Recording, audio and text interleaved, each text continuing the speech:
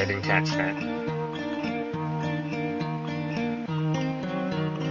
Half the outline is too blurry. Of course, I can't break through. No more than that. Oh, there's like some animation. Robot probably wasn't real. It's like a dream. Exactly like a dream. A bird flies past something. If there is no hands. Was it cut? Z.A.T.O. I love the world and everything in it. Okay, it has a delightful ambience. This is basically, I don't know anything about this game, I guess. Okay, I'm not even sure if the volume is too loud or something. Let me just see. Settings, window, full screen, unseen text, after choice, transition text, blah blah blah. Okay, let's see. So, I'm not very sure. I suppose it's fine.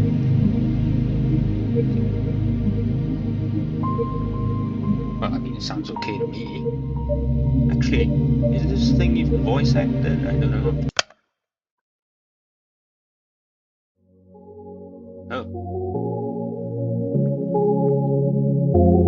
So apparently this is a linear game, so there's no choices, or the significant ones that matter, I suppose. So there's no... You know that our sun is a very unusual star. To start with, it's a yellow dwarf. That's true, yes. Those constitute for just 7 to 10% of all stars in the universe. Oh really? Didn't know that. It's an outlier even among those. Most yellow dwarfs are primarily covered with dark spots.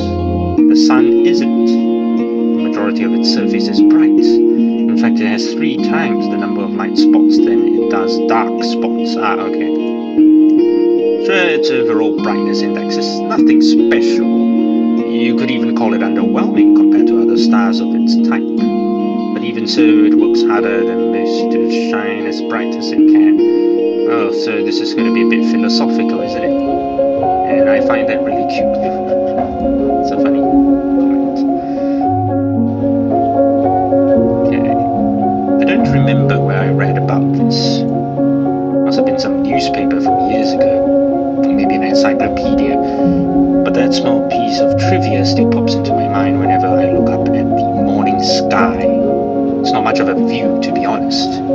Not much of a sky, it's not much of a sun. I guess it's that kind of region it is in. Oh yes, this is like set in Russia, is it? Or the USSR, Soviet Union, whatever you want to call it. Or is it somewhere else? I can't recall. Some people say that the sun is just lazing around in our paths with the constant snow. Perhaps it's taking a well-needed vacation. But people that go around saying that, well, they clearly haven't read that newspaper. Okay, fair enough. The more I thought about things like that, and the more I learned, the more I realized how incredible everything is. Why is that? Like the part where you say you love everything. It's not just saying that to mean amazing. I'm not just saying that to mean amazing. I mean improbable. Yeah, the possibility of life existing in the very first place, and specifically in this context, is quite infinitesimal. However, technically you can say there's 100% chance that life evolved on Earth because it is here. You can't deny the world is full of great coincidences. It's to the point where I've begun to ask myself how much of it we can attribute to pure chance. The universe was so kind as to give us both a star and a planet with the perfect conditions for sentient life. That's true. Just the slightest fluctuation in the composition of our atmosphere, the size of the globe, or the distance between the Earth and the Sun, and none of the beauty surrounding us would exist. Some would even call it a miracle. And of course, that's a lovely way to put it. But isn't that giving the world we're living in too little credit? Oh, the world itself. Interesting. But it's not that I subscribe to the anthropic principle or anything. I'm not so arrogant as to believe that the universe exists just for our sake. Or rather, I'm not so sure it exists solely to be observed. When a baby is born, it is not preoccupied with how it is perceived. That conscious need emerges later as the child develops self-awareness. Until that point, its curiosity is aimed at the surroundings, right? The understanding of the surroundings and the understanding of the self, the understanding of other minds, the understanding of how those minds see them, and that it is different from their own, and that also, well, all sorts of social connections. But before that, yes, it is the surroundings. So if anything, it's the opposite of what the anthropic principle entails. Oh yes, it's about the environment also, yes. We're social creatures, so the need to be observed makes sense for our survival. Or perhaps the need to be wary of being observed as well. But to say the universe itself shares that priority, well, we're nothing more than a speck. It just doesn't make sense to me. True. Although you can also think about it this way. A child is curious about the world because it perceives the world as external. I mean, is it not? But what if the child is the world? Oh my, in what context? I don't think anyone is Gaia. What if all that it could ever observe existed within itself? Well, that's a bit megalomaniacal. What can the all-encompassing universe be curious about? Itself, I guess? There's nothing but itself, so nothing but itself, true. There's nothing else to care about in the whole wide world. It is the world. Duh. Wait, now this makes perfect sense. If I put it like that, I guess this universe has no choice but to be self-centered. Even if this wasn't the case when it was born, what if the universe developed a desire to be perceived by others as it matured? The same way that a child would, I suppose. And what do we do when we want others to perceive us in a certain way? We behave in a certain way, we dress up in a certain way, we talk in a certain way. That's what we do. We try to mold ourselves accordingly. Exactly. I think I get it now. The universe gradually felt the desire to be seen. It wanted to be admired, loved, and observed, because there is nothing more the world can do but observe itself. It's the best and only pastime there is as far as the world is concerned. And if observation is good, more observation is even better. Of course, an endless universe can observe itself endlessly. You can say its observation value equals infinity. That value may seem absolute, but it isn't really, not in mathematics. Infinity plus one exists. Okay, I don't know much about mathematics, I guess I'll just say that you're right. It's a value that the universe could never reach as a singular, albeit infinite observer. So as to create new finite observers to add to its infinity, it needed to create sentient life. Yes, a tree in the forest when it falls or something. I can't recall the idiom. Does anyone? No, does it fall if no one observes it? Something like that. Yeah. Sentient life is the plus one. Oh, yeah, fair enough. When I put it like that, it sounds like all of us are extras at the party. Well, at least you're at the party. Now isn't that fun, right? The vast, mighty universe changed itself so meticulously to make new observers possible. It fine-tuned all of its systems so precisely, just to have us here. It worked so hard just to share its one joy with us worthless insects. Hey, we're not insects, we're mammals. Are those different? Oh no. Oh no, oh no, this can't be. It's cute. You seem to think a lot of things are cute. It's really cute. I should have expected this. I should have known the infinite universe would be infinitely cute. We do have a way of words. This world is truly is wonderful, wonderful, wonderful. Oh, that's a bit of a stark contrast. So then let me just save. Okay. Okay. Ira Grashevskaya. Okay. Ira Grashevskaya is missing. Huh? Look up from my desk. Okay, there's no voice acting. Eloham. Wait, what was it? Yes, Eloham runs through the class. Grashevskaya. What? Seriously? She's just skipping. No, she ran off with that one guy. You saw? No, but come on, you know her. She's totally silence. The teacher taps her journal on the desk. Ira's parents filled the report yesterday night. They haven't seen her since she left for school. Oh my. Another round of whispers. The teacher raises her voice. So if any of you have any information that might help in finding Ira, is it Ira? Ira, please report it to the teacher's office or the police after class. That is all. On to the lesson. The chair creaks in the back. Vadim. Wait. You really expect us to just study like normal after hearing this? I mean, I suppose it seems like a lot of people in class are not particularly close to her, so maybe they just don't. Yeah. Yeah, we're shocked, you know. We're worried sick. Oh, are you? Seriously, our classmate's missing. Our friend. Our Iruchka. Ah, okay, so it's sarcastic. All right. The room fills with repulsive giggles. Cut it out. Garen, sit back down. Oh, he's Garen. Okay, the teacher's voice sounds just as dry as it did when she broke the news. Perhaps like a newscaster, she turns towards the blackboard to write down the date. We all know the situation will probably resolve itself just fine, so let's not act dramatic. If you have anything valuable to say, I'll be happy to hear it in the office. She puts the chalk down and begins the lesson. It's December 19th. A bird flies past the window.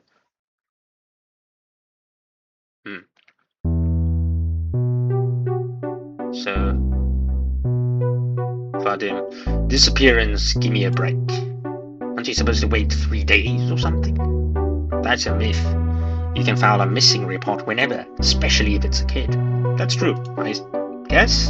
Actually, I wouldn't know your local laws. Oh yeah? Right, let's report each other's missing and see who they find first. You're on. No, but seriously, what's with the sudden hubbub?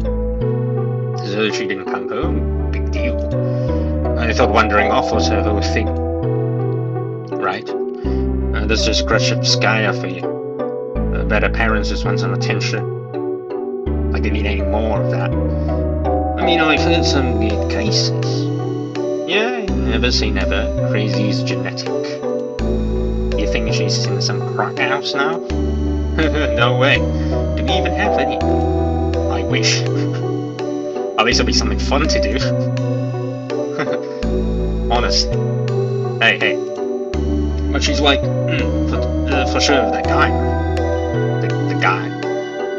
You don't know. Bunch of people have seen them together. Some older dude, if he's like 30 or something. You serious? Yeah, it's like so trashy. I slowly walk behind my classmates as we head to the next lesson. It's irritating. The conversation is ticking me off, I'm not sure why. It's not as if they aren't making sense. It's not unusual for Ira to wander off somewhere on her own. I'm not treating this news with any real gravity. Really, I'm no better than them. There is a trace of worry in my hair, but it isn't directed towards Ira. Instead, when I first heard about her disappearance, the thought that flashed through my mind was rather ugly. Now nobody will come to save me. Oh my. Gross. It's self-centered. But regardless of what people are saying, and regardless of what I personally think, that's still a missing person. Her poor parents must be so worried. Just picturing it makes me feel glum. I'm not surprised Ira would just run off somewhere without telling anybody, but still. Is that tempered glass? It's not like we've ever been friends. So you're not close, so why would they save you? You would be a stranger if I acted all torn up about it, right? Or was it like officially we're not friends? just that kind of person. Always getting herself in trouble, always hanging out in places she's not supposed to be at. They're right. This wouldn't be the first time Ira left for God knows where. But is it really true? The stuff they said about that older man? I've never even seen or heard anything like that. Even though this whole time, I suppose it's plausible knowing how some girls are.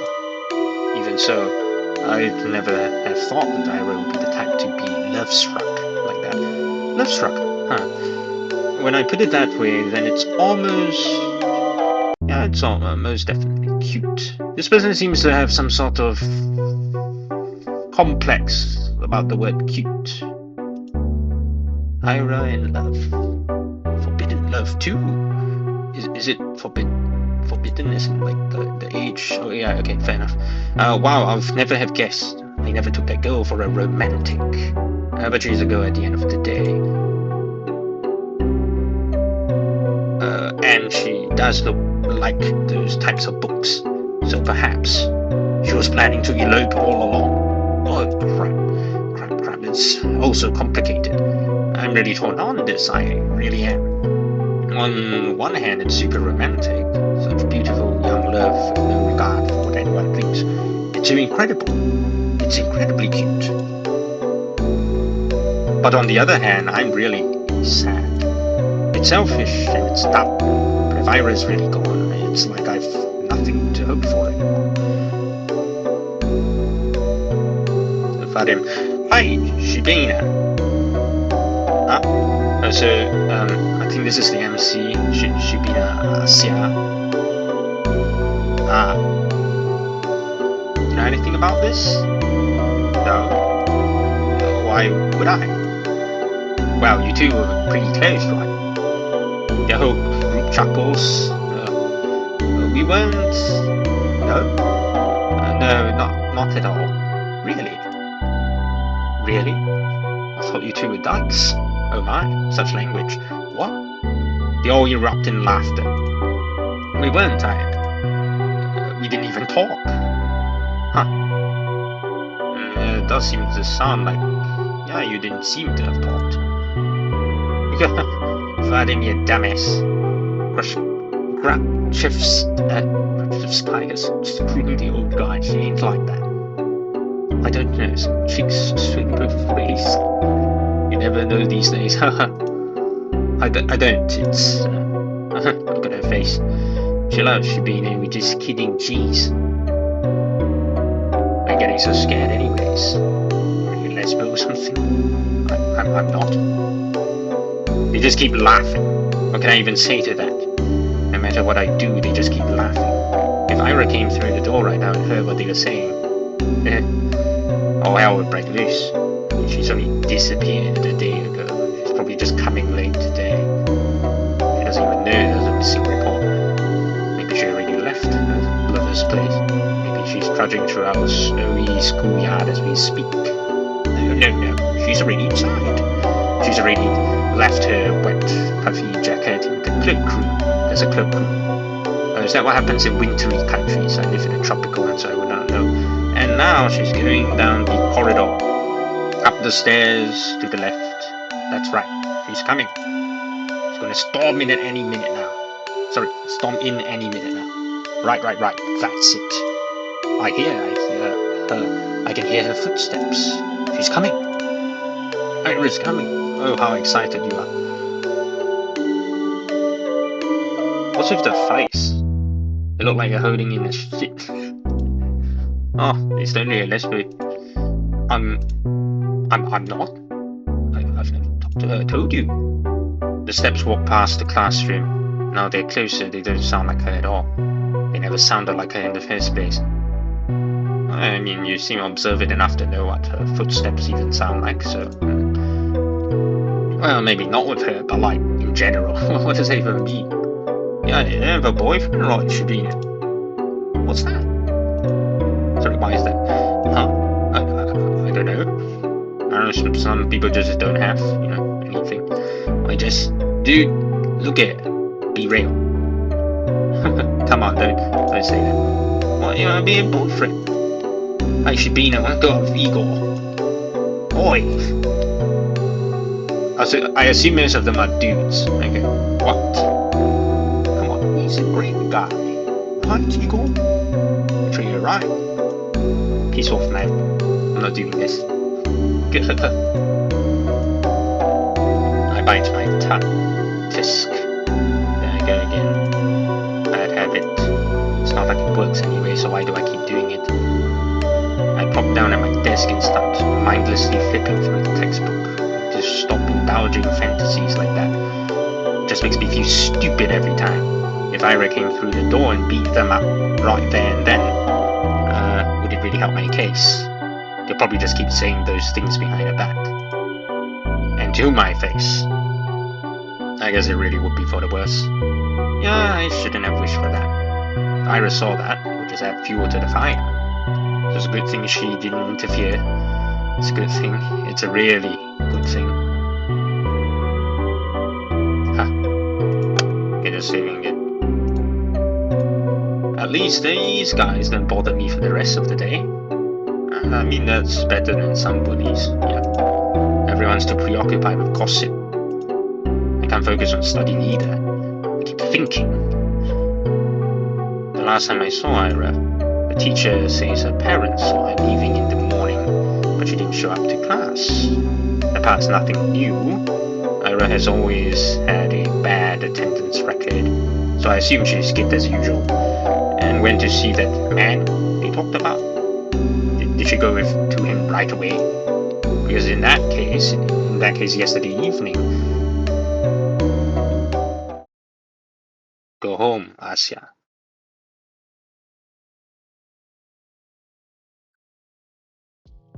The teacher's office, was it? I'm kinda scared of going straight to the police. But I should. I should probably report that. Not sure if it would be of any help. For some reason, the idea of telling anyone what I saw, something about it just doesn't sit right with me. But there's no logical reason for that. I need to get over myself. She's probably fine, I know that. Freaking everyone knows that. But if she's not, well, I'm gonna regret it big time. Yeah, you would. But I might also be tearing star-crossed livers apart. If I really ran away to be with someone that she cares about so deeply, away from society's ridicule, would it really be right to ruin it? Crap. I have to admit, I'm also a little judgmental. I mean, it's really beautiful. I do believe that judging love to be like that is ugly, but whenever I start to consider it closely, I can't brush off how much older that man. Oh, there's so small that. Yeah, I just can't. I really know better than the rest. Well, I mean, all people have preconceived biases, and society constantly reinforces the ones that they deem to be correct. So I wouldn't really blame you for thinking that way. However, if you were still like that when you were much older, I would say perhaps that is your fault, yes. Though to be fair, we are the product of our surroundings. Wait, that's it. So that's why I don't want to tell anyone about what I saw.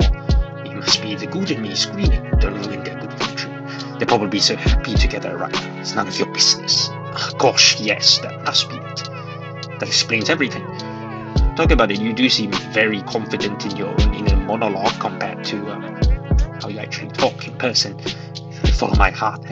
Should I keep silent? It's not as if what I had seen would make a difference. It was kind of inconsequential.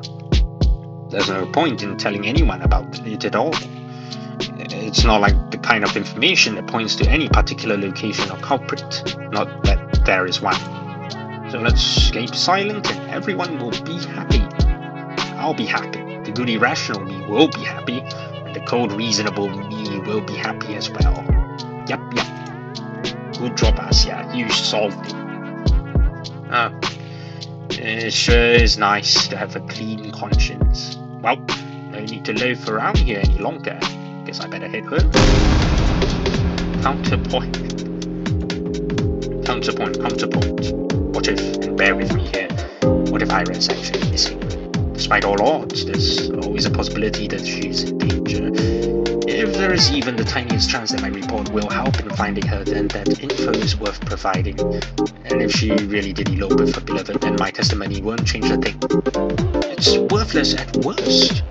That's a good attitude to have. It's always better to say, well, we at least tried, rather than say, oh, god damn it, if only I had.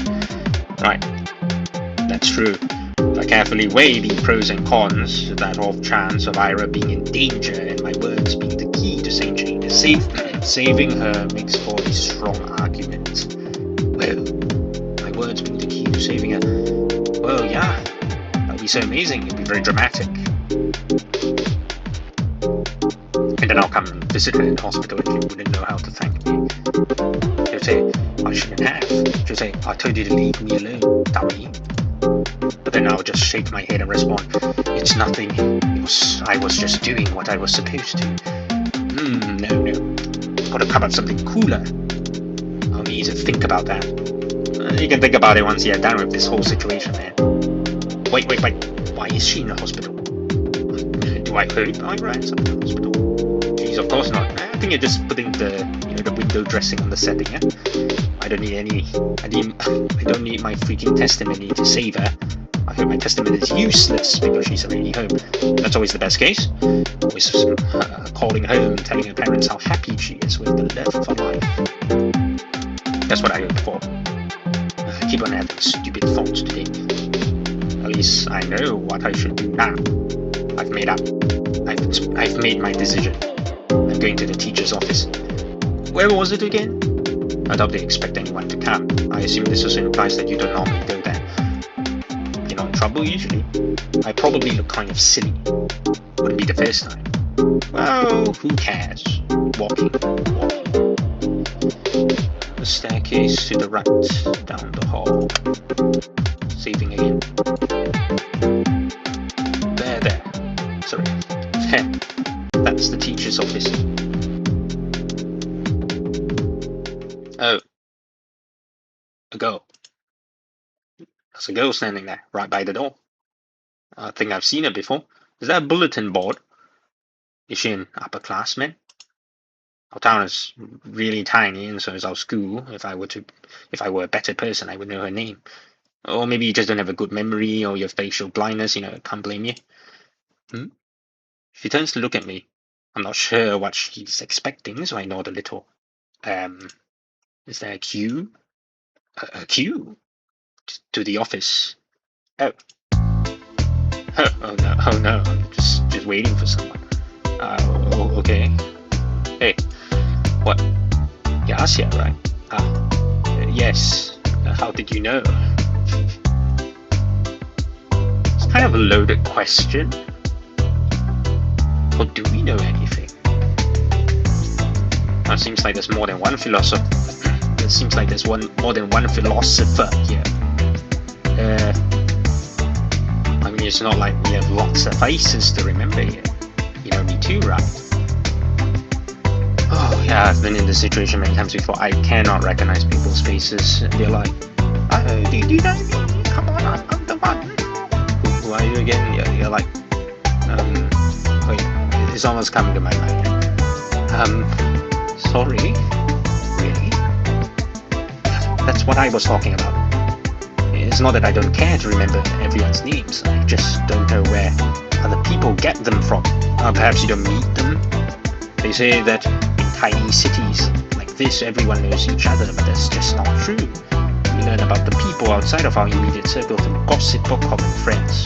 That's also true, yes. But I haven't made any new ones since the day Tosia left. Who is that? Gossip. Sure, sometimes I overhear my classmates chatting about this and that.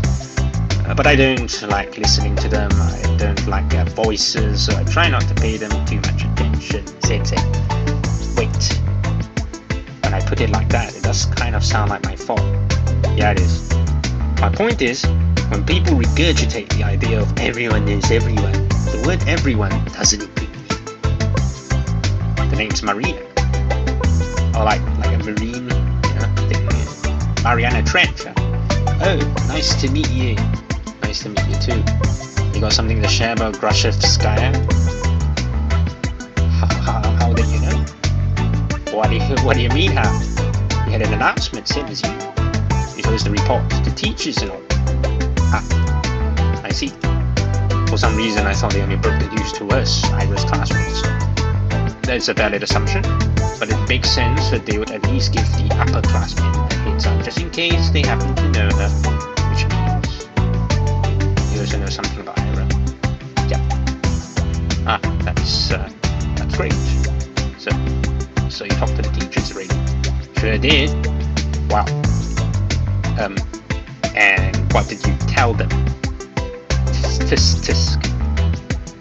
That's between me and the investigation. True, something about confidentiality or something about evidence, yes. You can't spout info like that out in the open, Lucia. The wall's got years.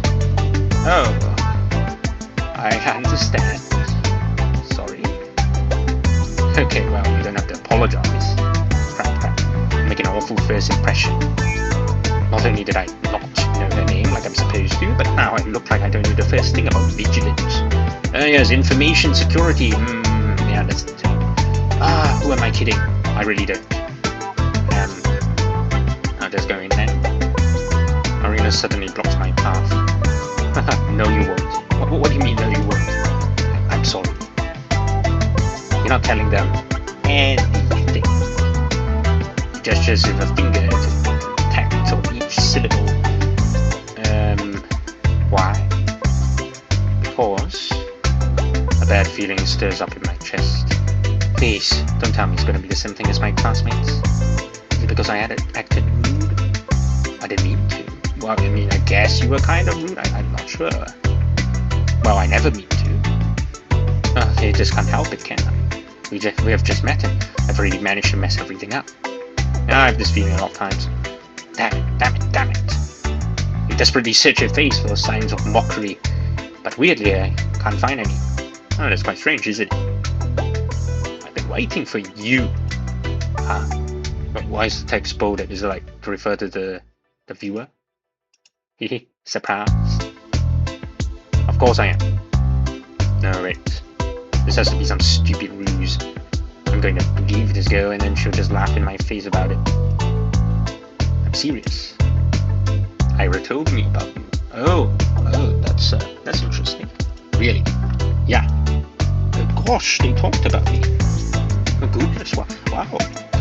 I'm shocked Marina is being as friendly as she is, considering the kind of description Ira could give. Oh, did Ira really mention her?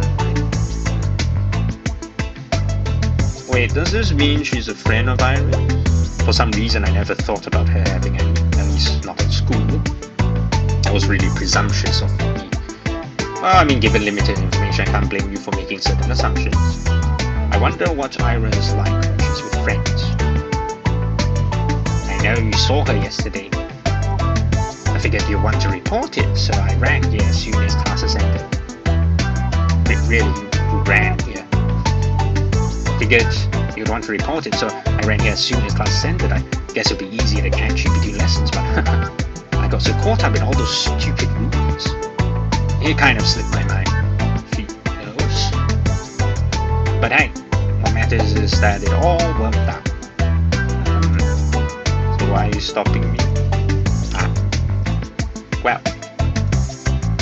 Marina looks around the empty corridor before lowering her voice. If you tell them about yesterday, you'll make everything worse. Let's not talk about this in front of the office, okay? Interesting that they cut the music. Come on, let's go. She takes a step back and beckons me with her hand. I'm not sure what she has in mind, but it doesn't seem like a prank. It could be something worse, who knows? Still, wait. I know Ira's probably fine, but isn't it better to play it safe? I mean, the faster we share all we know about with everyone, the quiet you. You said that we shouldn't talk about this stuff when the adults can hear. What? I'll see you change. Marina grabs my hand and starts dragging me down the corridor. He's not exactly being quiet here either.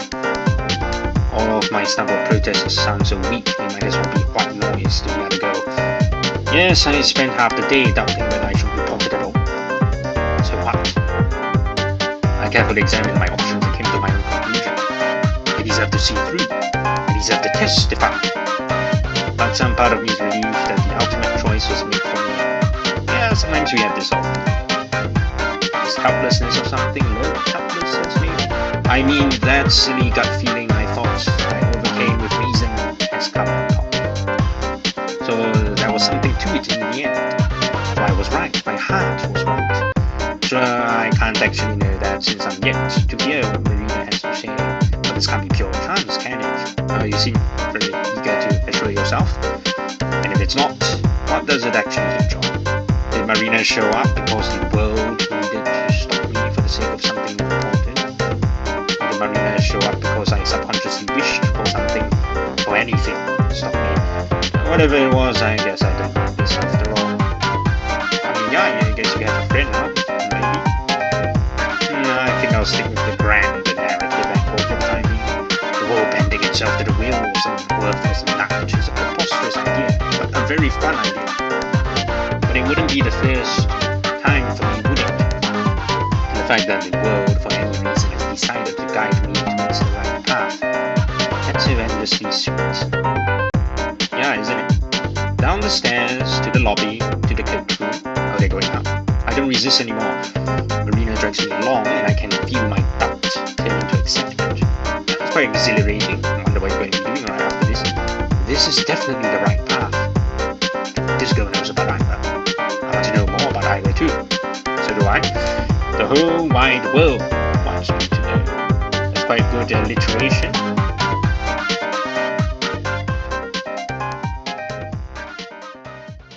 Okay.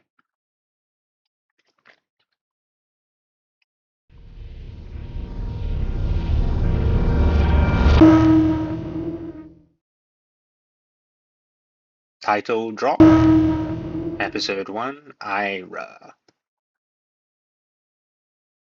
Irish Republican Army. Oh, the screen shook. What the hell is your problem? Everyone is looking from Ira to Garrett to the chair that just crashed on the floor next to the boy, barely missing him. Huh? Grashevskaya. Is she insane? Someone call the teacher. Yeah, okay, yeah, this is what Grashevskaya, yeah, looks like, yes. Not paying any mind to the commotion that has filled the classroom, Ira storms towards Garrett. Oh, I like the background music. Quite a good bop. Her face is contorted with rage.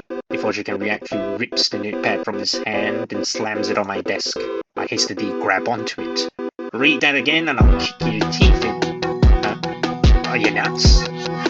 Ira doesn't respond. For a second, she just glares at him, then turns around and storms back to his desk. The classmates were caught up in a laughing fit just moments ago, and now watching her in silent bewilderment. They scoot out of the way as she retrieves her bag and heads towards the door. Crazy bitch. She ignores him.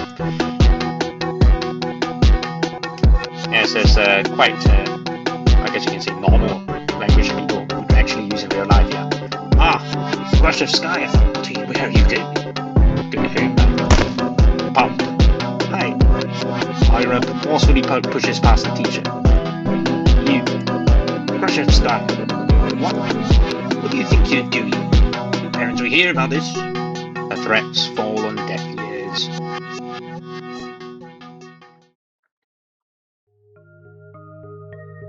Everyone knew Grashevskaya.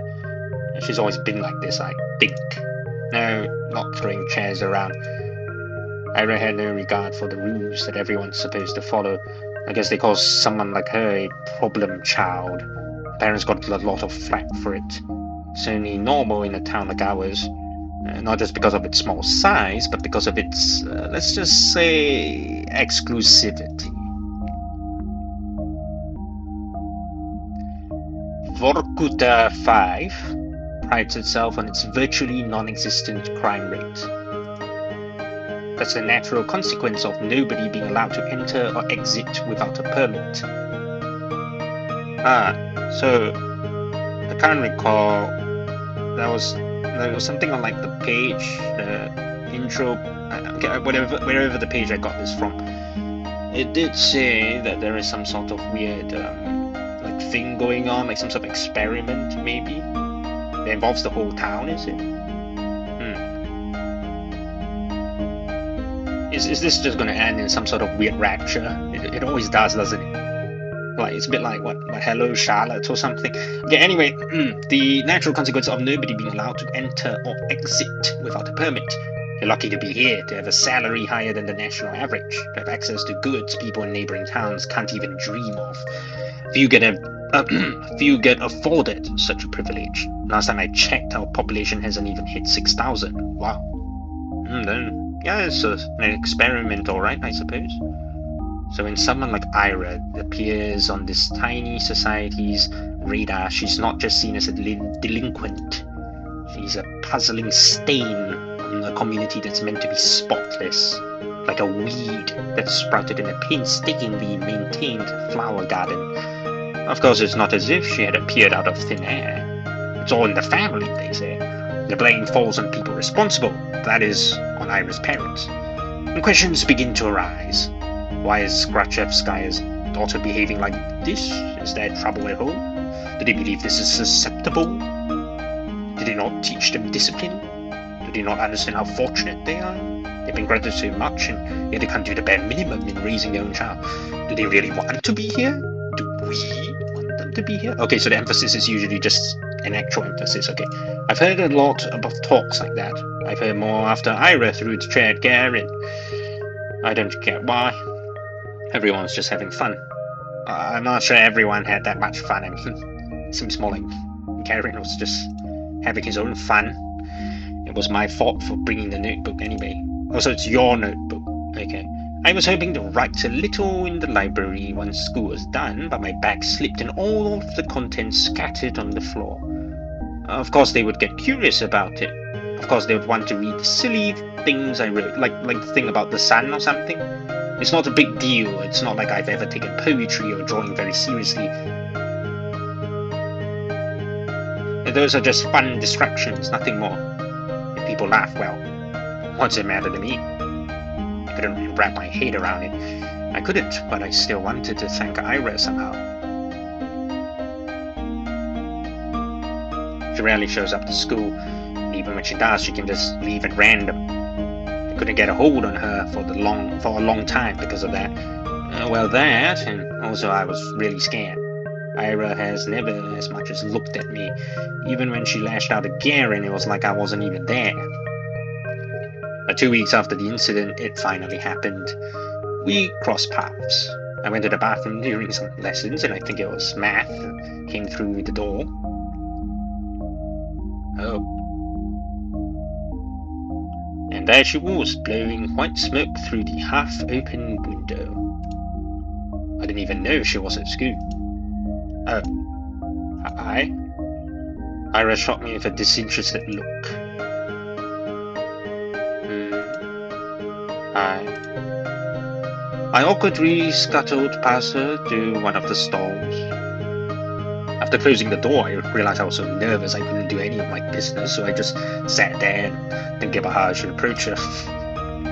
It's not like I had some long conversations or formalities in mind. I just wanted to say thanks. In theory, it should have been easy. But wouldn't that make me look like a weirdo too? I mean, yeah, I guess. Assuming she did all of that for me, that would just make me look self-centered. I had no idea how much time had passed while I was just in the stall. Wouldn't you look weirder if you were just staying there and then didn't come out for I don't know how many, maybe 5 minutes, maybe 20 seconds. But when I heard what sounded like her getting off the windowsill, I swung open the door. Wait. Huh? Oh, that's Ira, yeah. Frontal view. I froze up. She stood next to the window, bag in hand. The cold draft wafted through her hair. I had to say something. Got this rare chance. The world gave me this rare chance to tell her what I wanted. But what am I supposed to say? Thank you? After I just tumbled out of the toilet stall. I mean, you can still do that, you know. What? She raised an eyebrow. I just stood there with my mouth helplessly open, as if I've gone mute, as if every word in the Russian dictionary had gotten wiped from my brain. So it is Russia, yeah. Ira. Whatever. No, wait, please. I took a step to it, and she dropped it away like I was a leper. I didn't know what I should say or ask. I just knew that I had to say something, even if it was the first thing that popped to mind. What? What the hell do you want? Isn't it cold? Huh? The windowsill? When you sat smoking there right by the window, I thought, when you go like that. She blinks. Not really. Maybe a little. Ah, thought so. Anything else? No. I mean, yes, I'm sorry that you got in trouble. Huh? But I figured I heard you got into a lot of trouble after that. You know, when Garen read my stupid poetry. I'm sorry for that. She eyed me for several seconds, which to me felt like an eternity.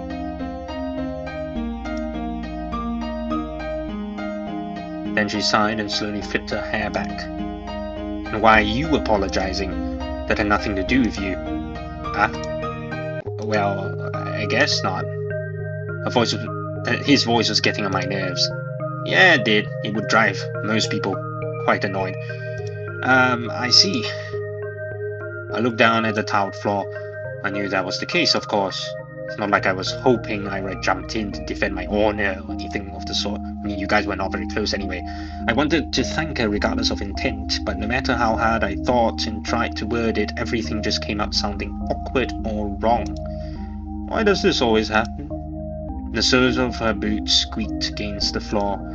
She spun around and walked towards the door. This time I made no attempt to stop her. Your poetry isn't stupid, huh? Slam. I don't think I had to read that out loud. I stood there dumbfounded. Did you just say that? Did I hear that right? Your poetry isn't stupid. Yeah, I don't think it's stupid. I find it quite nice. Doesn't mean she likes it. I relax my poetry. Regrashevskaya. Oh, that's not the fire alarm, it's just a regular bell. The bell rang and snapped me out of my short-term stupor. I shook my head. Right, I need to get back to the classroom. I doubted Ira was going to be at the next lesson. I washed my hands from nothing in particular. Yeah, you didn't even use the stall.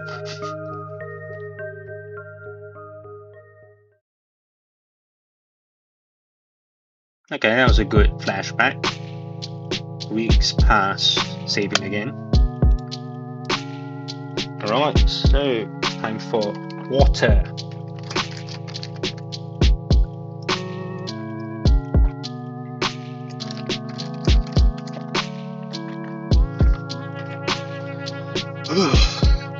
Okay. Yep, weeks passed. My life didn't exactly change. I went to school the same way. I sat through the lessons, then went to the store, then went to the library or for a walk, and then when it got dark, I headed home. Day after day. Huh? My notebook. I just left to get a snack from the cafeteria. Where did it go? Oh, Sabine. We borrowed your homework for a second. You don't mind, right? It's fine. Thanks. By the way, is this supposed to be you? He lifts a scrap of paper up to me. Oh no, I forgot I left it there. No, it's just a drawing. Yeah? You sure? It really looks like you if you were pretty. It's not me. Yeah, whatever you say. Sometimes my classmates joked around with me. Whenever that happened, my thoughts involuntarily drifted to Ira. She still attended classes, albeit irregularly. She always vanished during breaks. I don't know where to, and I wouldn't dare ask. Something told me she would say, none of your business if I did. And she'll be right. And even so, I kept imagining those scenarios in my head. Not just when I was being laughed at. I started doing it when I was walking home from school or to the store, or just wandering the streets, killing time. I kept thinking about how funny it would be if I bumped into Ira. I thought about how interesting it would be if we talked. I even tried to stay out longer. I started to take new routes. It's embarrassing to think about it now, but... Ira. She just walks past me in the corridor. Not even a nod, not even a look in my direction. I guess I don't exactly stand out in a crowd, but... it's my fault for mumbling. I should have spoken louder. Even though it took all of my courage just to muster that much. Even though I definitely think she should have heard it. Oh yeah, there are such people. Some people have a bit of difficulty speaking up. I think mine is the reverse. I'm too loud, usually too noisy, too is it boisterous? Not really sure. Each side has its own problems. Hey, Vadim. What? Remember when I gave you 50 kopecks? Is it money? Is it like dollars or something? Can I have it back? Huh? 50 kopecks? When was that again? Last Friday? Jesus. You remember things like that. I mean, if it's money, of course you remember it, right? Can I have it back? And I don't even remember taking it. And I'm sure you don't. You probably just take people's stuff all the time. You sure you're not making this up? Maybe you gave it to someone else? Why? No, it was you. Jeez. I don't freaking know. It's half a ruble. Oh, it's like a fraction of a ruble. It's like cents. Okay, dollars and cents. Shabina, who gives a shit? She does? Yeah, why do you care so much? So petty. You probably just lost it or something. I just keep snapping at the doorway. It's empty, of course. What am I waiting for? Even if she showed up, what would she do? Mug him in front of everyone? I mean, that would be fun. That would be really funny. Exactly. It would be. Hey, stop thinking that. Maybe he really did forget. Do you really think he would? Actually, yeah, he probably did. Who knows? I really shouldn't be upset. It's not that much. Could go grocery shopping with that, but it's not the end of the world. Again, in the past, money used to be worth a lot more, you know, before all this inflation. Of course, inflation was always a thing, but it's like, you know, like in the past, I think you could buy like fishbowl noodles with like 5 cents or something. Now it's like $5. Sing dollars, I mean. It's not exact. I'm not exactly starving. Lately, I've been eating too much junk anyways. Yeah, maybe if I eat less of this stuff, my skin will clear up. Oh yeah, I used to have really, really bad acne. That'll be nice. Marcia, you don't use makeup at all, right? No, I don't. You're not allowed to, though. What are you saying? They allowed it last year. Really? Nobody's gonna send you home for that. Haha. Oh, that's good, I guess. These girls rarely talk to me. They're usually pretty nice, though. At least when they're not joking with the guys. I think one of them likes Vadim. Yeah, oh, so when the classmate B sort of agrees with Vadim or whatever, oh, that's a girl. She laughs a lot whenever he says anything to me. I suppose we have very different senses of humor. I suppose you guys do. But you never tried it before, yeah? Makeup? No, never. Seriously? We're like 15 already. 14. Same thing. Gotta learn to do it at some point. Especially with that complexion. I am not really... Hey, how about we help you out? Wait a minute, isn't this your chance to get close to everyone else? Hey, yeah. Just some light makeup and you'll see what it's like, but they most might put on clown makeup, I'm not very sure. I don't know. Come on, it's gonna be fun. Yeah, you're gonna live it. Alright, but... Yay, come here then. I think people do unpleasant things on purpose. Nobody wakes up in the morning with the goal to make someone feel bad. No, there are a lot of people who wake up literally intending to do that. I disagree with you on this point. I really believe that if someone is doing something hurtful, they don't fully understand it. Oh no, they do very much. So I shouldn't wish bad things on people who don't really know that they are being mean. I shouldn't wish for Ira to appear and interrupt them, or to scream at them, or to punish them, or anything. I can still hear everyone laughing as I run out to the corridor, covering my face. I don't need any teachers seeing me like this. At least the toilet's closed, so I can wash this mess off quickly. Ugh. Should stop falling for these pranks, but yeah, so this is exactly what happened. But sorry. I lift my head up, face up, without thinking. Oh no. Ugh. The hell? Ira jerks away from me. I can't blame her. I must look like an insane person. Yeah, I look awful. God.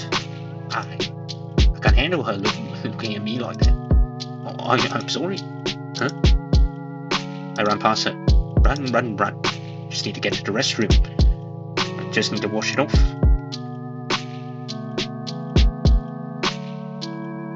After about a month, reality had dawned on me. I kept telling myself that Ira's actions had nothing to do with me. She told me that much, and in no uncertain terms. Yeah, she really did.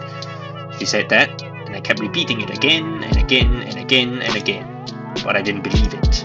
On some level, I still held on to the faint hope that Ira pitied me, that she cared about me for God knows what reason.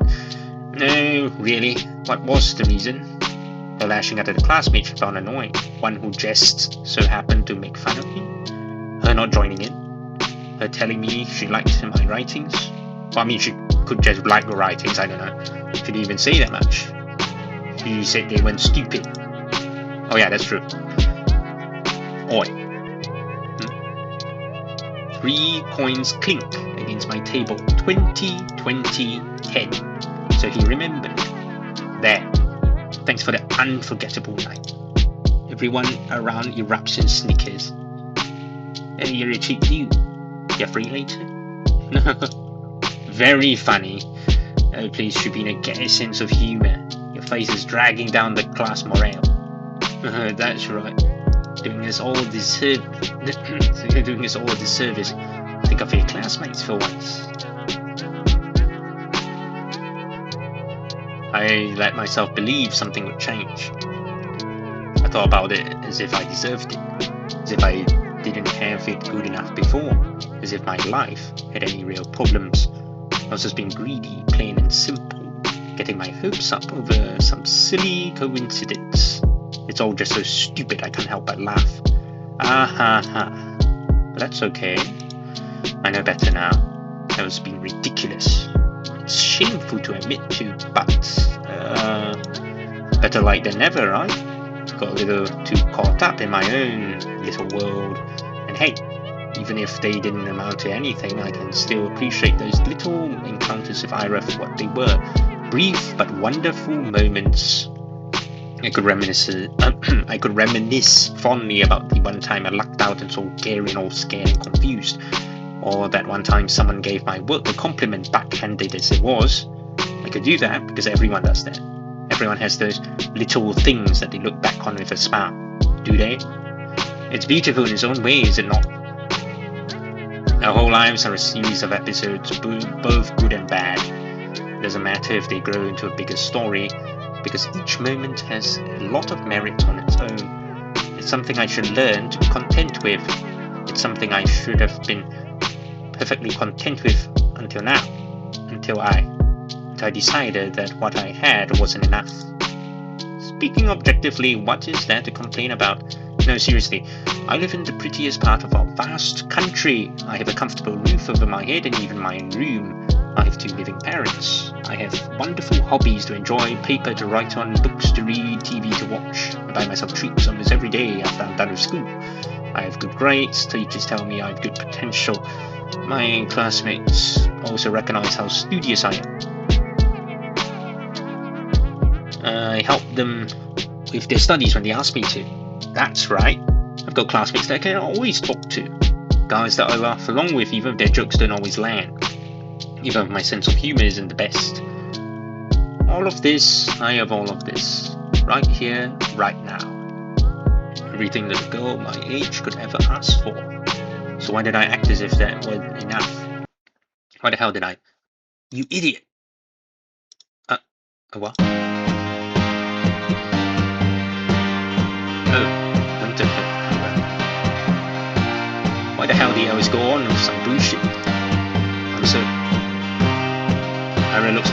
slap me as it swings a boot against a snow hill. She then turns to me and starts roughly swiping clumps of snow stuck to my coat. My whole body feels slightly numb. When I start to speak, my voice comes out weaker than expected. Ira, did you know I was here? Doesn't matter. I heard that asshole Garen was giggling about it. Can you stand? Yeah. I clumsily get up. My limbs feel rigid. I know you shouldn't sit on concrete when it's cold. I wouldn't normally, but there was nowhere else to sit near the school's back entrance and my legs were starting to get tired. I half-heartedly shake the snow off my skirt and pants. Flakes fall gently on the ground below. I look at Ira. Her face is... The word concern flashed in my hair, but I've already learned I'm no good at judgments like that. I shouldn't be presumptuous, that's a bad habit. I shouldn't flatter myself. I shouldn't, but the question escapes before I manage to cut myself short. Do I knew you? What do you mean by why? I told you Garen was bragging about slipping me that stupid letter. No, that's not what I'm talking about. Well, this doesn't have anything to do with you, does it? As soon as I say that out loud, I realize I messed up. I really did. I was just gonna punch me. I was gonna punch me for real. I was gonna punch me and then never speak to me again. I think the last part's what you really don't know. I don't even say sorry, I just brace myself for the coming blow, verbal, physical, I don't care. I've earned it. No, not really. It doesn't concern me at all. It's just annoying. So that's so. Yeah. He pissed me off. And you pissed me off too. I don't freaking get it. You knew it wasn't real. So you believe that, right? Or is it like the thing where they call you to the back of the school and then they say, oh, it's a love letter? Is that sort of trope? Okay. Right? I didn't believe it. I'm not that stupid. I looked down at the moistly crumpled letter I forgot I was still holding. It's the oldest trick in the book. Yeah, it is. Love letter prank? Really? Who would fall for that? Well, evidently you did. I stare at the shriveled up piece of paper and something about its whole existence feels extremely sad to me. You wanna burn it? My mattress? No, thanks. It's wet anyway. I fold the letter and shove it into my pocket. It will get damp inside, but I don't care. I can't throw it away. It's like confession is still confession again. Honestly, sometimes from my point of view, if you put in all that effort to write something so stupid just to prank someone, doesn't that make you look dumber? Those words didn't choose to be written insincerely. It's okay. Even if this whole thing isn't real, I let Ira today. Ira came. After all those weeks of praying, you literally spent weeks praying. Ira came. Thank you. I smile at her. Even after I said I had come to terms with it, but just as I was saying it to you, to myself, to the world, I knew that I was lying. I couldn't throw away that last dumb scrap of hope I had. That small involuntary thought that crept into my head whenever I felt slightly lonelier than usual, even if it took so long to finally end. I didn't do anything, really. Flustered. I was flustered. You should be flustered. Really? That's cute. It's just so cute. What's with you? Alright. I'm grinning like an idiot. Oh, at least you didn't say it out loud. Sorry. I'm fine. Whatever. I'm going home. What? Really? Ira gives me a quick once over. You take care. Yeah, okay. Bye-bye. We wave at each other and I watch her disappear behind the corner. I hesitate. Maybe I shouldn't. It feels like there's still so much I want to say to her. I don't know what or why, but I just know that it's a lot. I turn and walk a couple steps in the direction of my home. No, I change my mind. I run back. Crap, my legs are still so stiff. I turned the same corner I passed not even a minute ago, and she's already gone. I sighed. The snow here isn't deep enough to leave clear footprints, but I'll be desperate enough to follow. Why does she always leave in such a rush? Oh, because she's Russian. Okay, I shouldn't have made that joke. It's okay. My life didn't exactly change. I went to school the same way. I sat through the lessons, then went to the store, and then went to the library for a walk. And then when it got dark, I headed home day after day. Sometimes my classmates joked around with me. Whenever that happened, my thoughts involuntarily drifted to Ira. She still attended classes, albeit irregularly. She always vanished during breaks. I don't know where to, and I wouldn't dare ask. Something told me she would say none of your business if I did, and she'd be right. Wait, isn't this a repetition?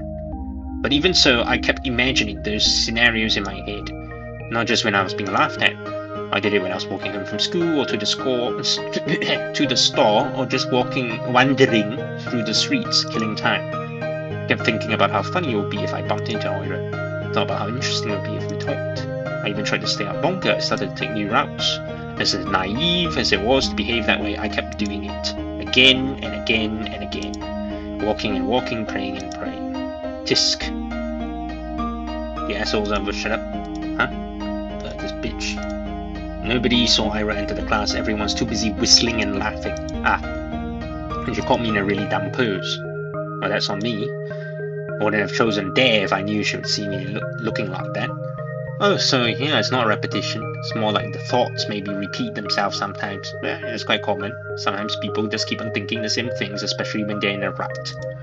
Though choosing truth when playing with these guys, I'm not sure what's worse. Oh well, I'm saying all this, but I got what was coming to me. I just embarrassed myself, and as I did so, I kept begging, wishing as hard as I could for Ira to appear, and so she did. And now, despite the overwhelming shame, I feel so happy that I might explode. Ira walks to her desk, barely paying me a passing glance. While the boys skirt out of her way, only Garen doesn't. Move. Nah. What's the rush? I'm playing this too. Huh? Dude, are you serious? Come on. Some fun for a change. Look, Shabina's having fun. Right, Shabina? Please don't look. Yes. See? Ira doesn't flinch. Out of my way. Or what? Gonna try to chat at me? Well, she might. To everyone's surprise, Ira calmly puts her bag on the nearest desk. She starts digging through it without saying a word. And out comes the hatchet. Garen lets out an awkward chuckle. What, got a grenade in there or something? Oh, maybe you got some pumped up kicks. Alright, she looks at him. What? Swish. Go. What? Garen jumps back, bumping into another student. What the fuck? Everyone shifts away. What was that? Huh? What the hell? Is that a protractor? Something silvery shines in Ira's hand. It's a bowl compass. Oh, is that what it's called? Is that? Are you serious? She doesn't say anything. The room fills with low murmurs that slowly turn into jeers. Psycho, nutcase, crazy bitch.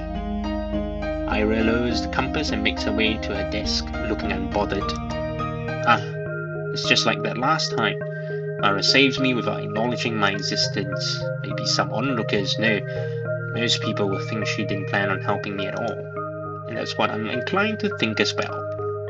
Yet, my unreasonable heart is still elated, and I'm getting some really silly thoughts. The 2 times when Ira lashed out at Garen were the 2 times she saw him laughing at my expense. That can't be a coincidence, right? Of course it can. It was only 2 times. 2 times and weeks apart. You'll be an idiot to think otherwise. Yes, I guess you're right. It's the only logical train of thought. I should agree. I would agree. If only... didn't do anything at all, really. If only Ira didn't show up that day. It's been 2 weeks since then, and I haven't stopped replaying the moment in my mind over and over and over and over and over. I didn't get sad about Ira ignoring me at school or anywhere anymore. Because in that moment, I got all the justification I could ask for. It was everything I could have hoped for. But I'm still a very greedy person. It's still not good enough. I still keep looking for her when I'm out. It's almost ridiculous how hard it can be to catch a person in a town this small. So at some point I started to wonder. I saw my classmates regularly just out and about, strolling along the main streets, at the courtyards, at the community center, at the store, at the cafe. They weren't hard to run into. But it was as if Ira spent all her free time at home, which could be the case, but didn't sound like something she would do.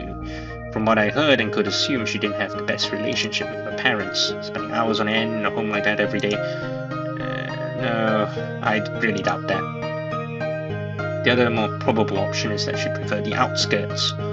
Maybe she didn't want to be bothered. That sounded like her.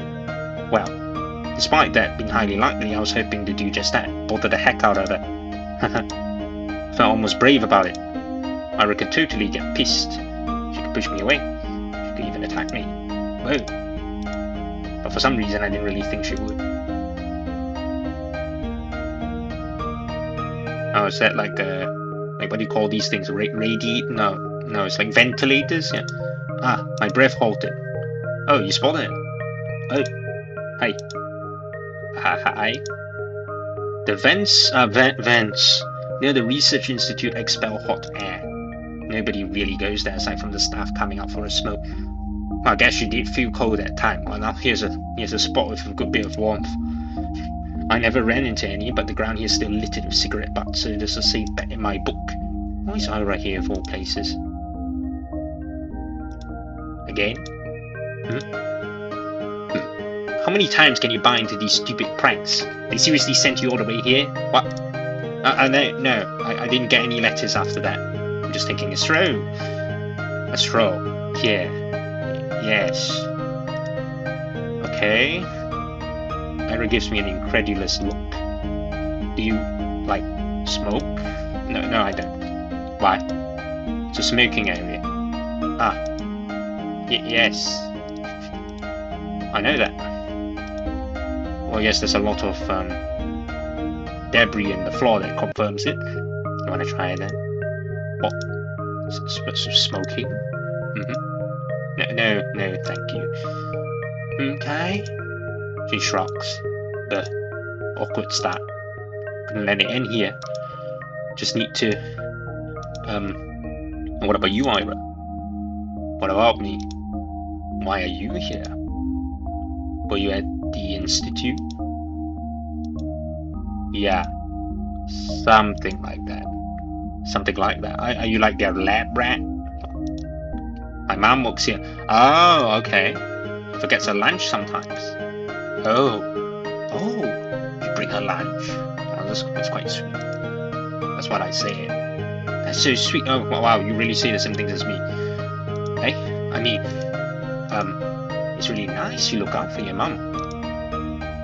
It's whatever. It's not. I know it's not. With all we have heard about her family, the fact that she still goes out of her way like that, it's really amazing. Thought of doing something like that for my parents has never crossed my mind. I mean, if I were told to deliver something, I would. But Ira's different. She wouldn't do something just because she was ordered to. She would take initiative, right? She would have to really care about that. Haha, crap. That proves it. Ira and I weren't cut from the same cloth. Well, yes, you are different people. When I spend my days looking for excuses to stave off the minute I have to come home, Ira's cooking, packing lunch, and carrying it to the edge of town. That goes against everything I've heard, but it makes so much sense. That's why I never see her on the street. That's why she doesn't have the time to sit at the cafe. That's why she doesn't idle at a community center. That's why she's such a caring person. That's why I'm such a piece of trash. No, she only said her mum forgets her lunch sometimes. Lunches are prepared in advance. It doesn't take long to get to the institute, even if you walk from the other side of town. Yes, that's true. Should have plenty of spare time. This doesn't work. This explanation doesn't work. Huh? Ira walks back into the building. What was that? Do I really need an explanation? It's none of my business. I'm not so delusional as to believe we're close enough to share something like that. That would be nice, but that's not how things work. Things work like this. When Ira's in the room, Garen doesn't talk much to me. When she isn't, I wish she would be. Your friend's not here today. Who? Who do you think? Oh, it's not really my friend. Your pitbull then. Pitbull? Ira's spot on. Can't really make a harmless joke around the chick without throwing a conniption fit. It's annoying as shit.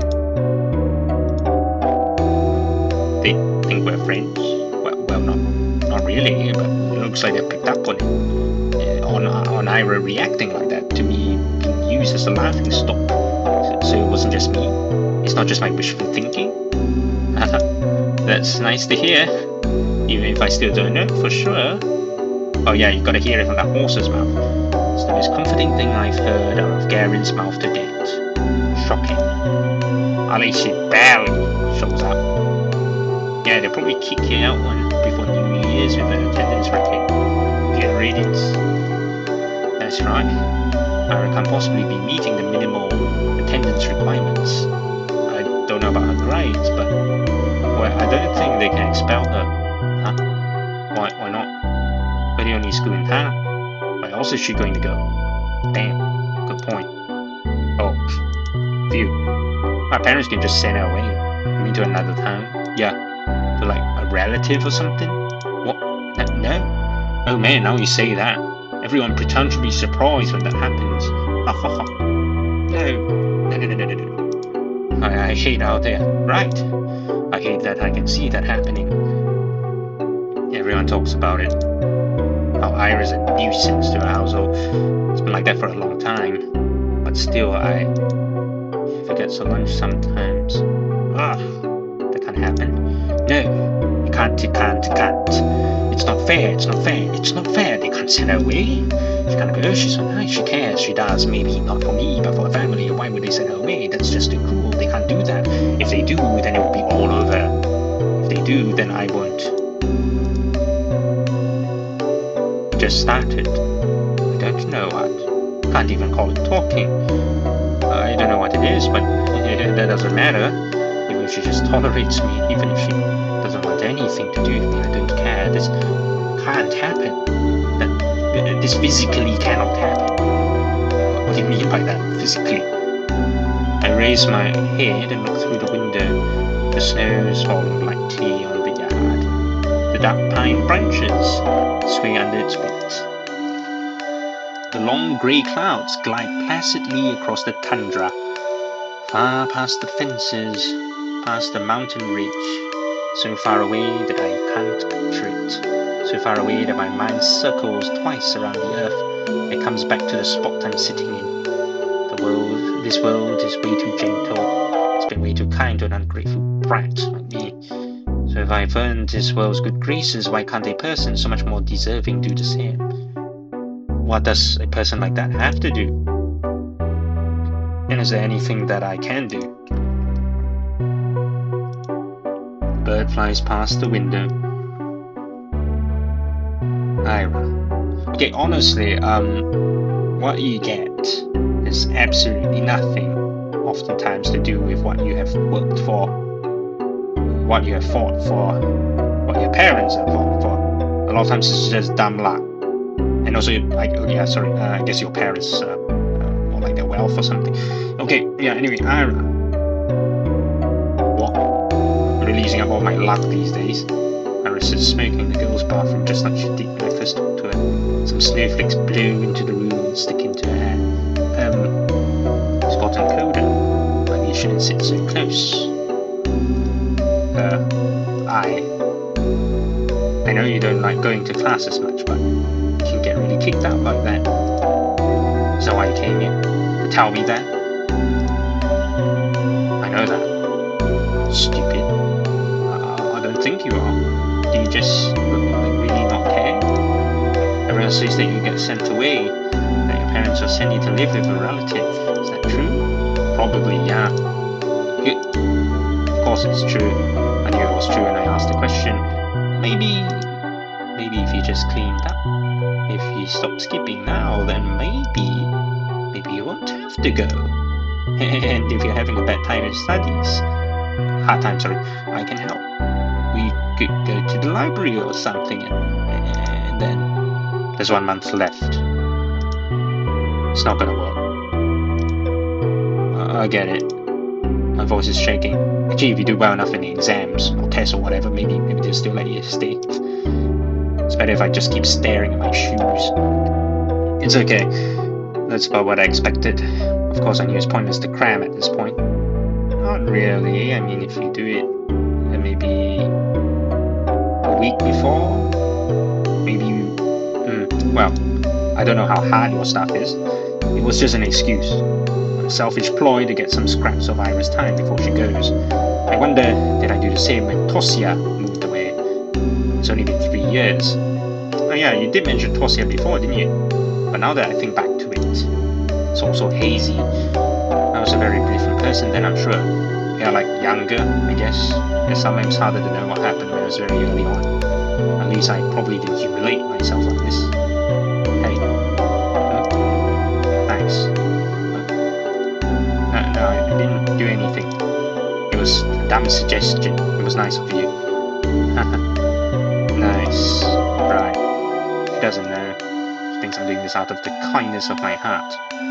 Well, I mean, I would say very few people truly do everything from the kindness of their heart. A lot of people do it because they have their own fulfillment in mind, whether emotional, moral, or whatever. And that's alright, honestly. There's nothing wrong with being selfish, just not to the point that it, I guess, devours others. It's just not fair. She really is too good of a person. Are you not going to the toilet? Actually, since you're here, have you seen anyone holding a diary nearby? Diary? Yes. You know, the one we use for classes. Maybe you've seen something like that lying around? Ira's expression darkens. Don't worry, we're just playing a game. I guess the guy has got a little carried away. I've checked the whole class and the corridors. It's probably somewhere really obvious, but I'm just not no good at that kind of stuff. When I hid Igor's pencil case, they found it right away. Oh yeah, it's quite hard to actually hide things properly. That's true. Oh, reminds me of some stuff. She throws a cigarette butt out of the window and hops off the windowsill. Without saying a word, Ira storms past me, but I grab onto the edge of her dress just as she's about to leave. Wait, I said it's fine. We're playing the game. Really? Yeah, if you really do like beat the hell out of them, you're gonna get expelled, yeah? Please, don't get into more trouble because of me. I wasn't going to. I have an idea where it is. It was Garen, right? No, Shurikov. Same difference. She walks out of the corridor, eye tag behind. I'm not sure what place Ira has in mind, but it becomes immediately clear when she makes a sharp turn to the right. Wait, it's serious. She swings open the door to the boisterous room and loudly marches in. Some poor guy tumbles out, almost colliding with me. Oh, sorry, we're sorry. He turns and shakes his head in disbelief. I mean, what's there to say? I follow Ira to the bathroom. The smell's so much worse in this one. I look around and see Ira's hand reaching both one of the stalls. There it is. My diary. Right, yeah, by the tiny window on the top. Ira steps on the toilet bowl. Please be careful. I'm fine. She grabs on the flush tanks, gets secured for you both. Then, using it as an anchor, she reaches for the windowsill. Catch. Pat. I clasp the diary in my hands. It's really been here all along. I look up at Ira, who's now awkwardly trying to get down. Well, thank you. Yeah. Oh. What? Oh, you guys collided. Bam. Ira almost loses her balance but jumps in time. The ball makes a loud clanging as she hops off. Whoa. You okay? Yeah. Let's get out of here. You think it's broken? It's okay, man. Can you blame the boys or something? I don't know, I didn't see anything. But why would I be in a men's toilet? Gross. What? Ah, I see.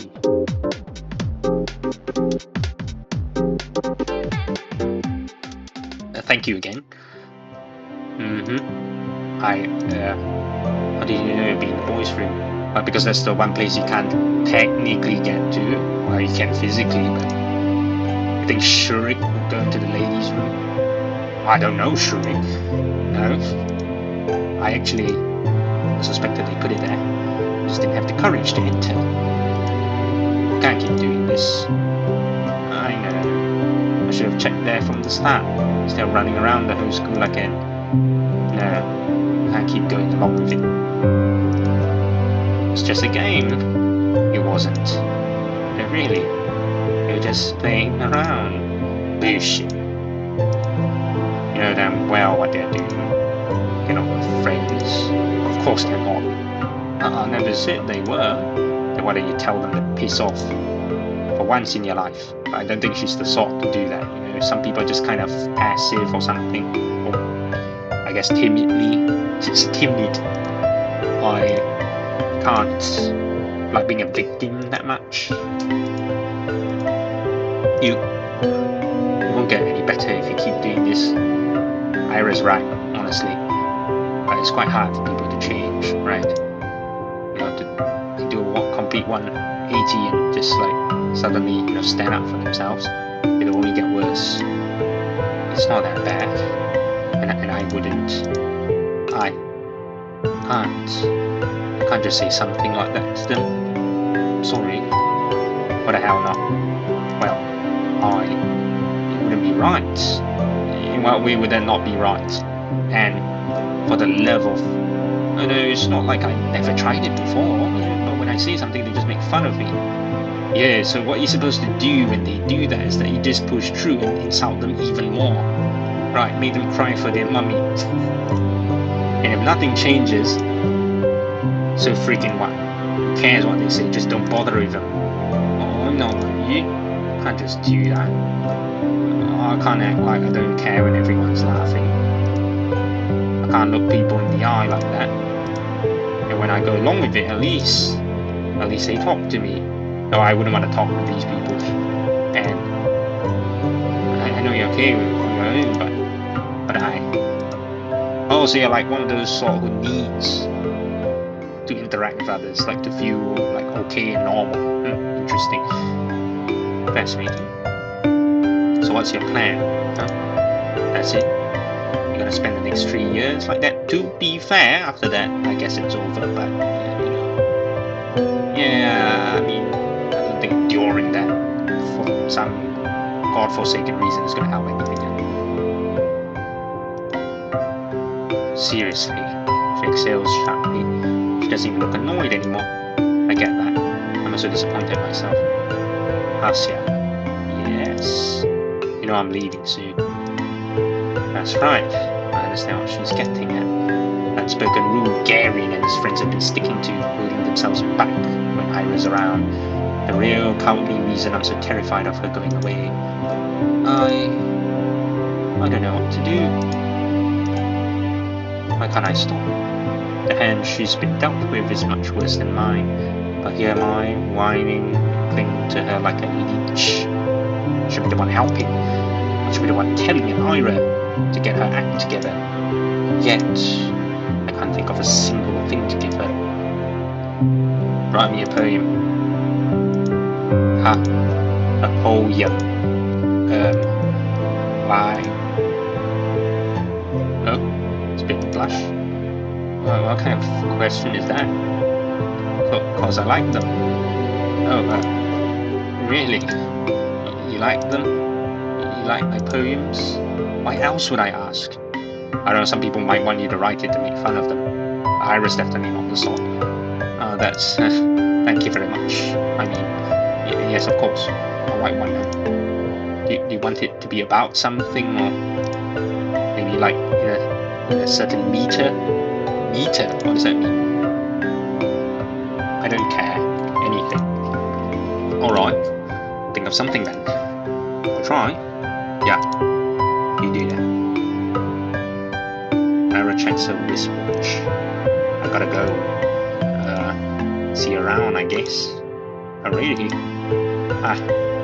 Yeah. Alright. See you around. She waves her hand and leaves. Watch her walking down the empty corridor. Empty. I've really stayed in school for way too long. The shadows stretch along the hallway, tall and dark. My heart is pounding. Should get going too. Your heart is pounding.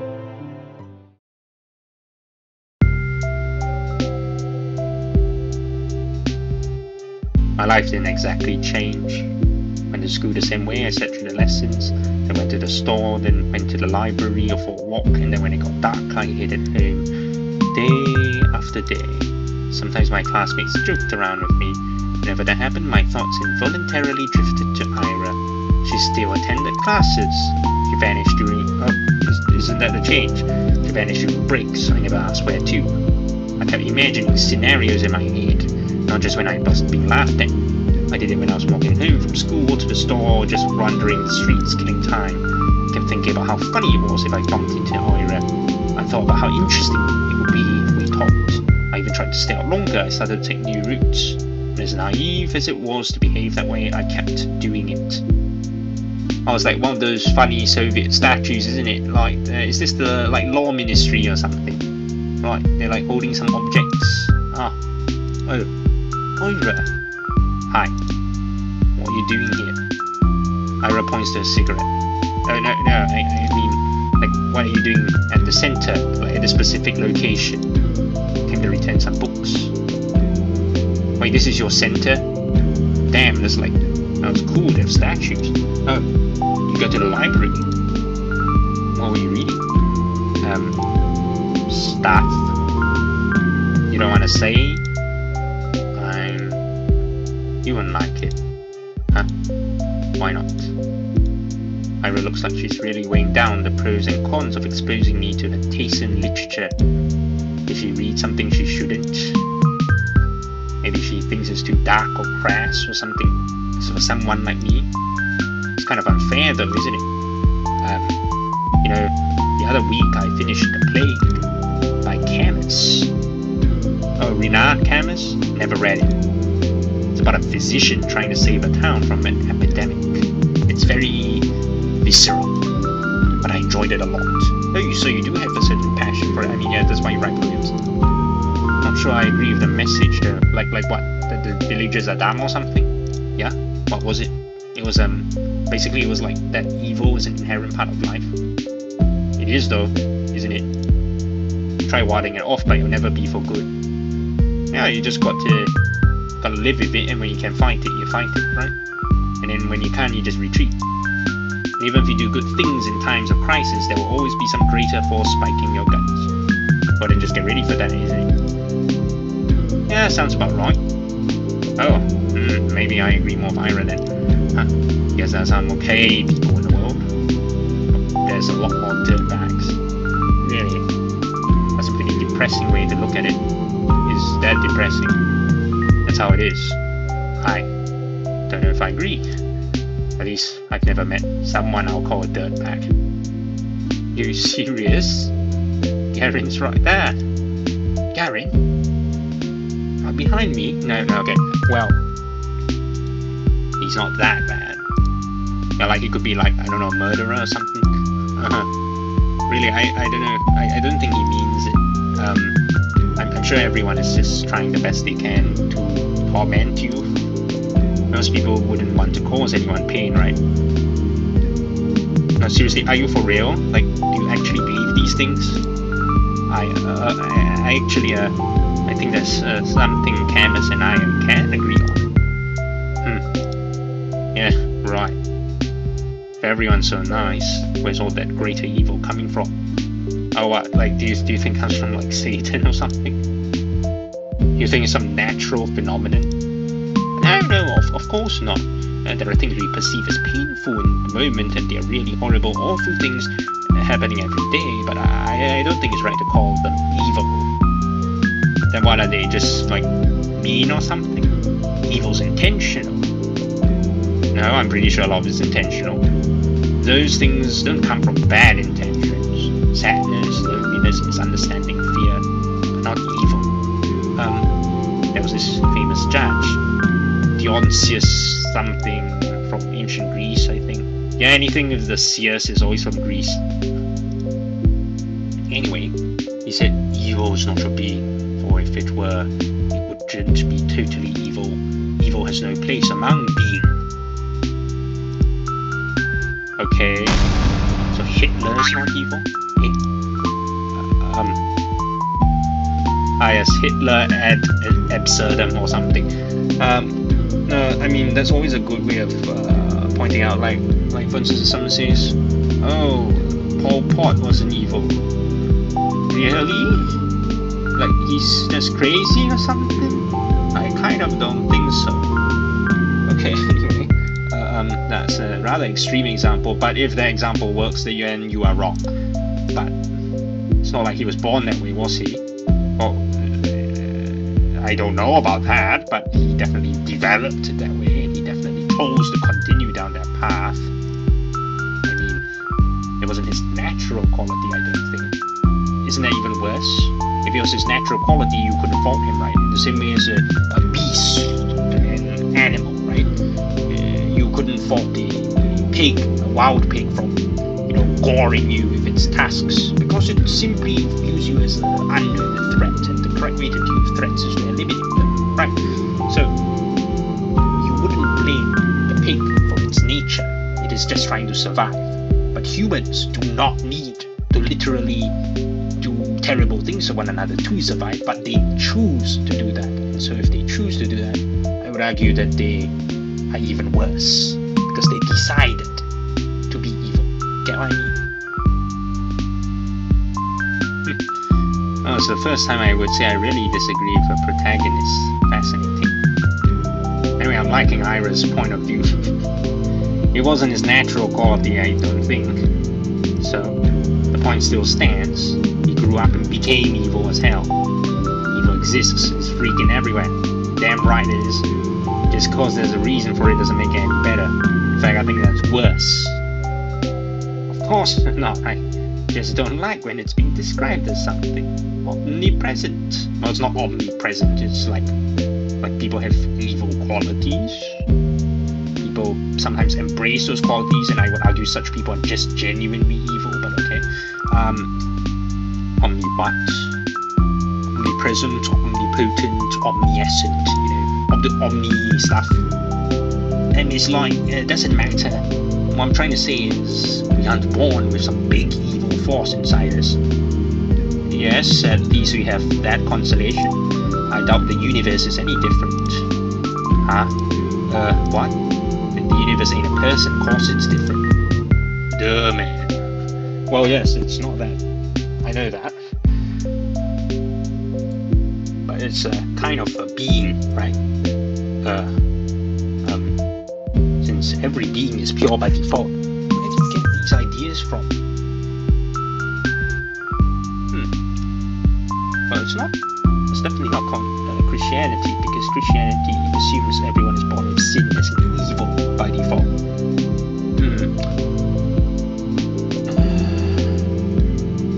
Like, where's your philosophy from? Is it Buddhism or something? Or is it like Taoism? So is the universe, because it's the idea of being itself, right? Wait, what? It means since every being is pure by default, so is the universe, because it's the idea of being itself, right? And I'm not making any sense, am I? You're not. Sorry. It's whatever. About what I'll expect. What does that mean? Bro, I think that's something insulting. You're weird. You say weird things. For a second I feel a lump rising my throat. But then I realize something. Iris doesn't look annoyed with me. In fact, it's just like she's not repulsed by me at all. I don't really get it, but it must be nice being able to think that way. Oh yeah, that's damn nice, man. If only I could. Like everyone's good deep down. Like nobody would ever hurt someone on purpose. That's a sweet world you're living in. Perhaps I would even call it cute. How do you do it? If I were you, I'll be angry as hell. And you're pretty angry already. Angry. Whoa. Even angrier. That's a scary thought, man. Yes. Be 100 times as pissed. Scary. Yeah, bet. I imagine Ira throwing 100 chairs. 100 chairs flying towards 100 garages. Chairs flying, bow, compasses spinning. Ira's like a bodhisattva. Bodhisattva? Sorry, I don't actually know how to pronounce that. Bodhisattva. Dozens of hands, half are for holding furniture, half are for stationery. A halo of chairs and compasses. A halo drawn with a compass. Every new compass draws another halo. 100 times more compasses, 100 times more halos. Oh wait, no, here it is. Here's your podium. You can give it there now. Ira is surrounded by 100 halos. We talk for a little while longer. Just idle chatter while she finishes her speak. I tell her about some of the books I've recently read. My impressions, my interpretations. I'm not exactly used to sharing these, and so my thoughts come out sounding dumb and crumpled. Oh yeah, you don't usually voice them out, right? She keeps listening though. Every time I say something, I search for Ira's face for signs of boredom. Maybe I'm just not looking hard enough, but I can't find anything of the sort. Oh jeez. I feel so happy I might die. I gotta go. She puts out her cigarette butt. Oh, really? Yeah, plans. Huh, I understand. But some of those novels sound kind of interesting. I'll check them out if I don't forget. Really. Please let me know if you do. And sorry for that stupid philosophy talk. Now it's always fun to discuss philosophy, and it's always good to see a person with a completely different worldview from you. It's like a reminder that, like, something about egocentrism. Yeah. Can you shut up with the freaking apologies? I just said thanks. So, Ira gives me a look so threatening I cut myself off. Right. Yeah, you better be sorry for being sorry. I hope you enjoyed them. She nods in approval. Phew. Oh, and the books I read, they were, yes, Angelisk. By Anne Golan. And Angelisk. The romance series. Yes, it's historical. It's not just some livey-dovey stuff, you know. My mom really liked them. They seem wonderful. I never got to reading them, and I didn't really expect you to be interested. They're fine. It's not like I'm a huge fan or anything. You know, I'm starting to feel that Ira is like a tsundere or something. You're not. It's just that if you want to read something historical or whatever, they're alright. Oh, okay. I remember that. Ira looks like she's about to say something else, but then she turns on her heels and stomps away. See ya. Yes, see you around. Ira disappears down the street. There she goes again. My body leans against the frigid wall. My legs are weak. We talked. Ira and I really talked. You really did. I never would have guessed. It was even nicer than I imagined. It really was. And I had no idea. So she likes books like that, huh? Ira likes novels like that. It's so wonderful. It's really, really wonderful. It really is. I love literature, something I think that can unite perhaps most people. Think about it, like, what do you call the thing where they like open up with the ending or something and then they like show how it led to it? Is this like called in media res? Is this sort of style in media res or something?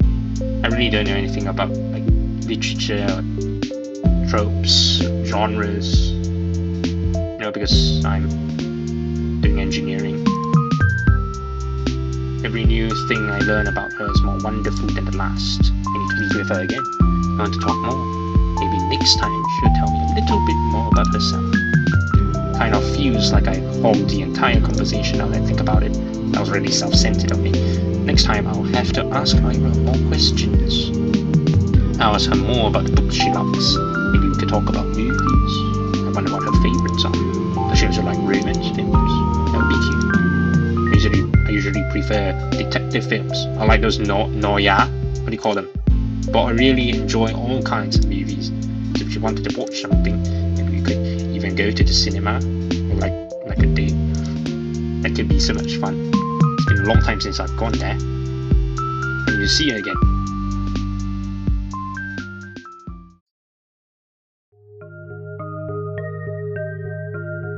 She skips even more often than before.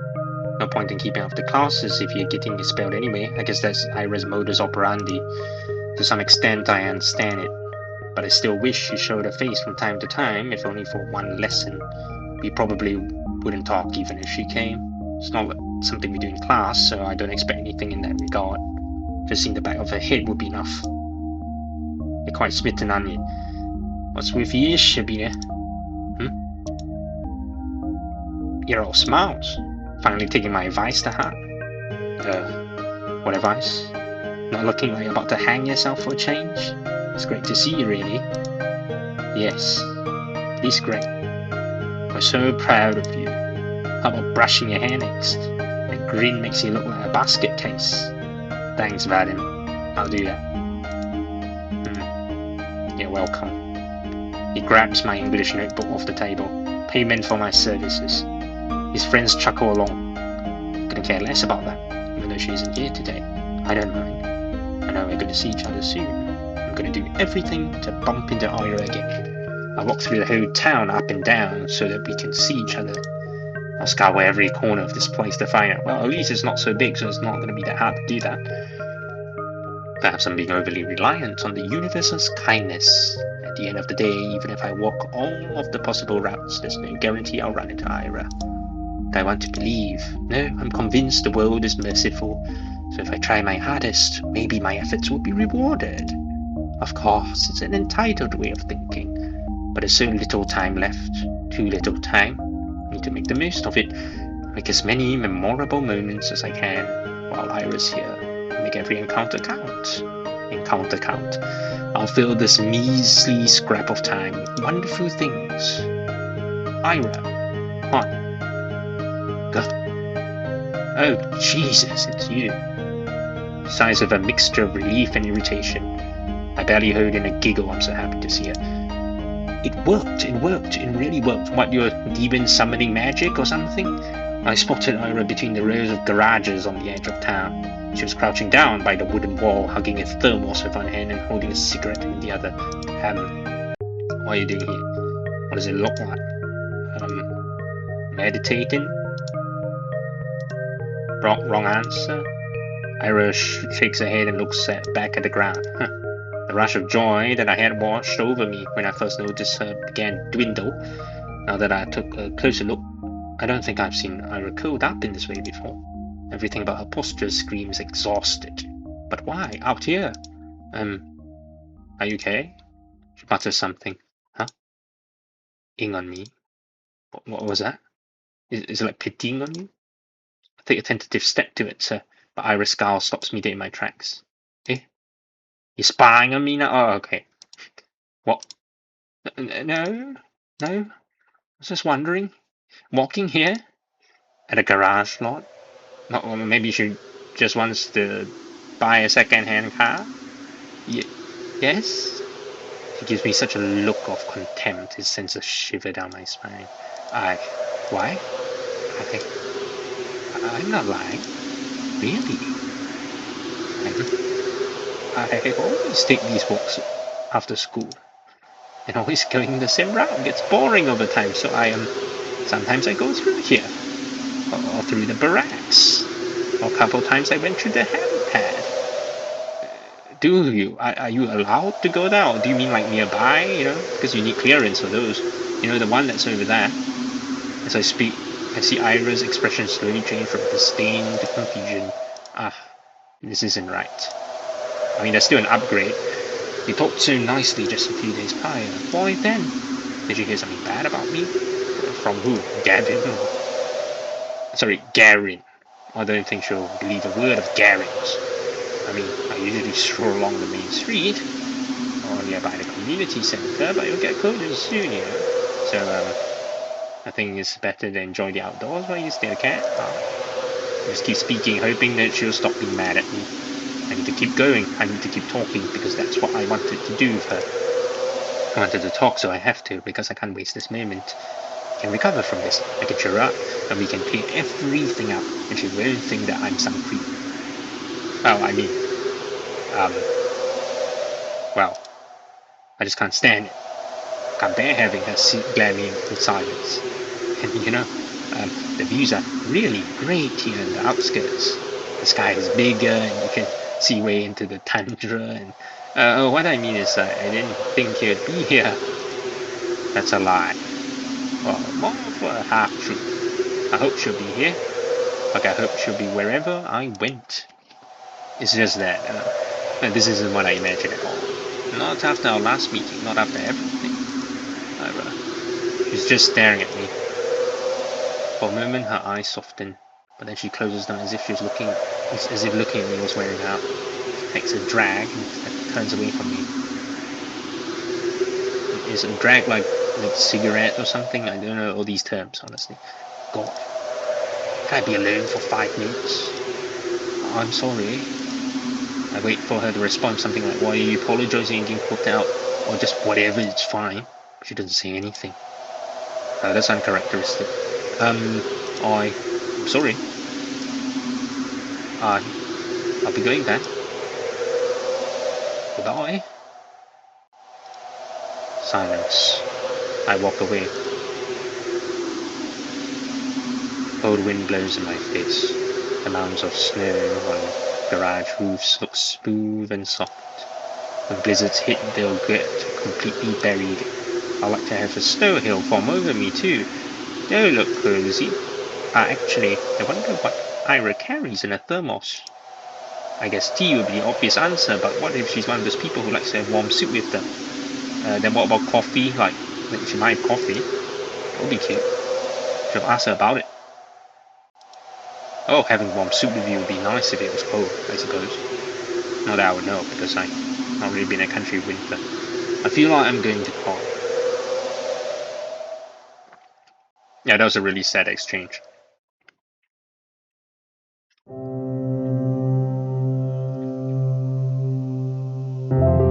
Yeah, I'm just gonna save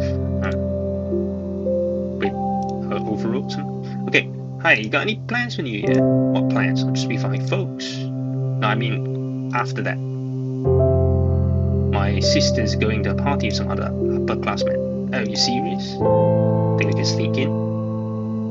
Oh, wait, I don't want to hang out with her. Man, come on. Gonna have those older girls over there too, right? The ones from grade 10. Oh, I bet Mishina will be there. Like she'll talk to you.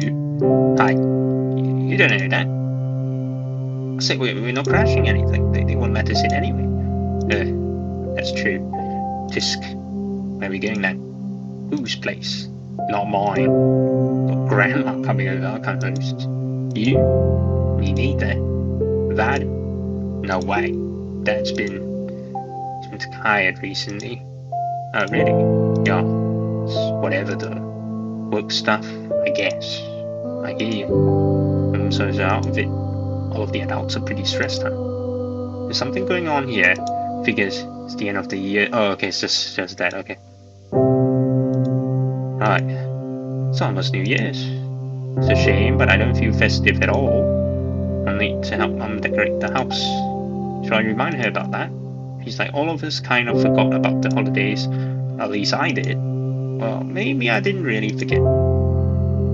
The end of the year has been looming in the back of my mind, not as a cause for celebration.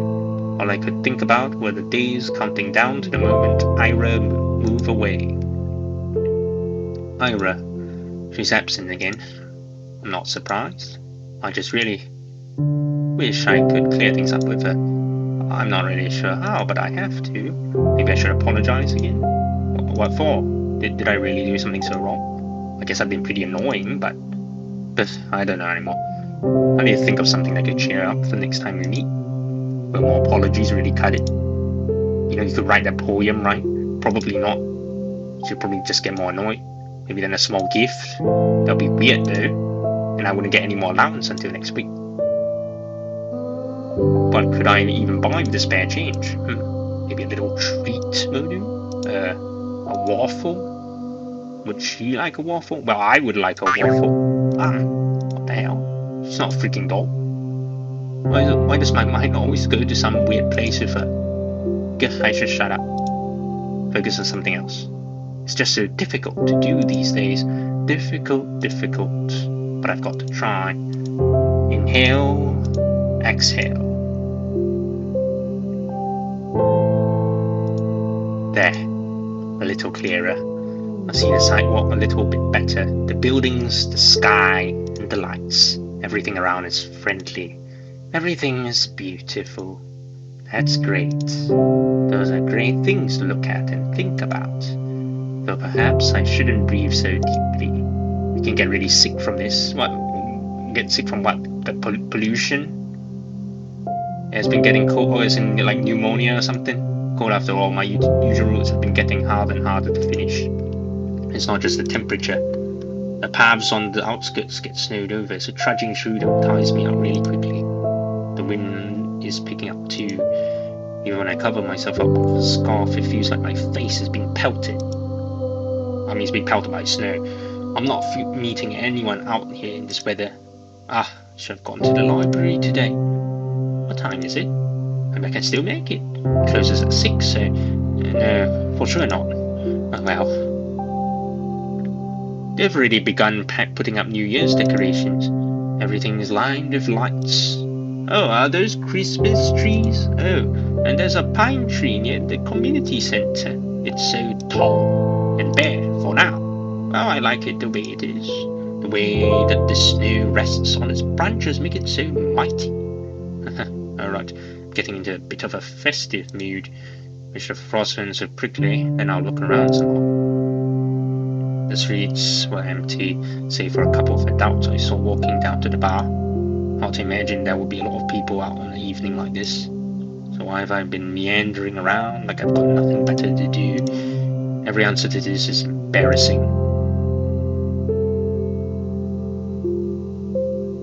Inside of our apartment block is warm and muddy orange. Oh, we finally get to see the inside of the house.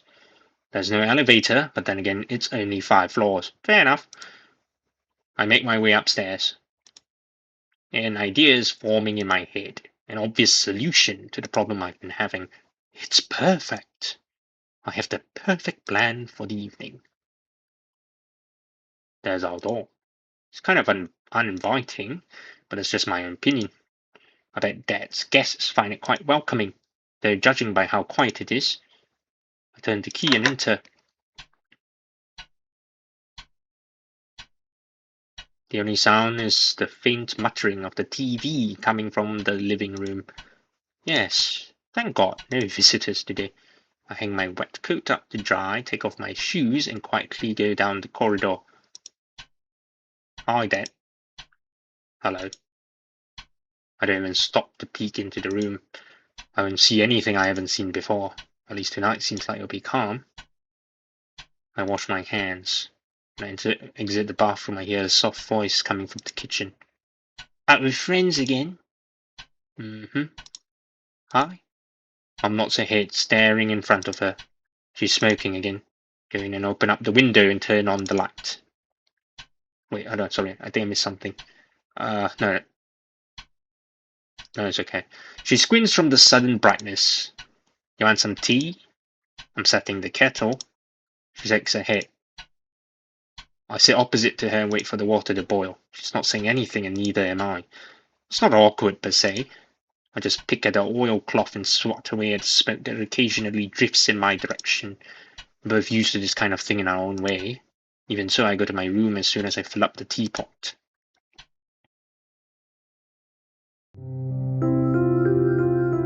I don't like locking myself in here. I do it every time, and every time I'm swarmed with nasty thoughts. That's true, when you're alone, it's truly and isolated in a room. It can be very depressing. Can't even spend some time with your mother. You run away from her even though she has it so hard, so hard. You traitor, brat, ungrateful filth.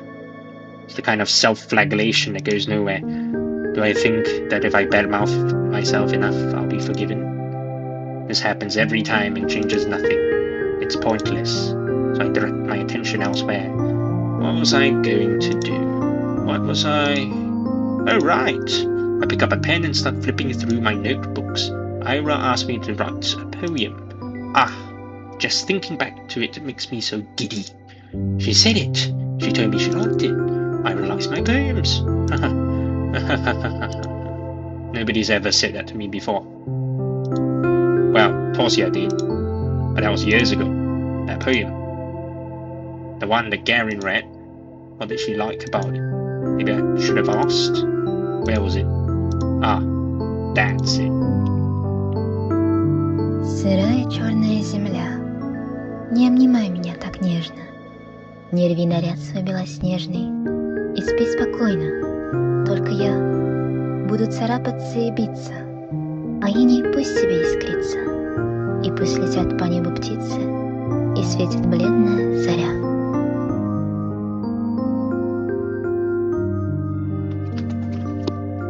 So it wasn't the one about, what do you call it? Yeah, it wasn't the one about the sun. It was another thing. And also, there's apparently voice acting actually. Okay, sorry, I think I damn, I missed it. I guess we'll get back to it later. God, it's so lame. Come back, blame them for laughing. If anything, Gavin was too nice, but at least she liked it. For some freaking reason, Ira liked it, so maybe it's not all bad. Maybe I can make something worthwhile. At least something worthwhile in Ira's eyes. That's all I really need. She got angry at me the last time I saw her. Don't know why.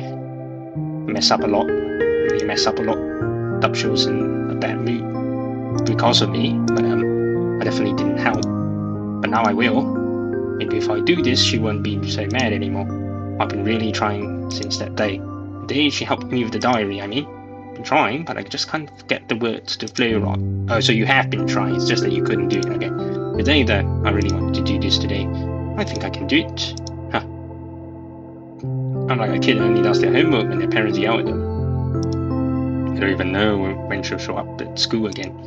Bumping into her on the street is always a tough bet, especially with this weather. Well, I think I'll try anyway. Got nothing to lose. What's the worst case scenario? Appreciating gorgeous scenery? Oh, heaven forbid! I'm gonna enjoy this to hell and back. And when I hand this poem to Ira, then it will all be worth it. Now let's hope that goes the way that you want.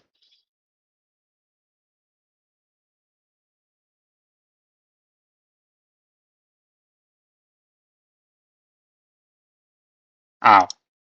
My wrist is tired. I'm going to totally wear down this poor eraser at this rate. Got to remember to buy a new one. It's just a bit annoying.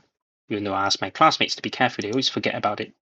I didn't used to do that before, but now whenever I lend a textbook to everyone, I specifically ask them not to doodle in it.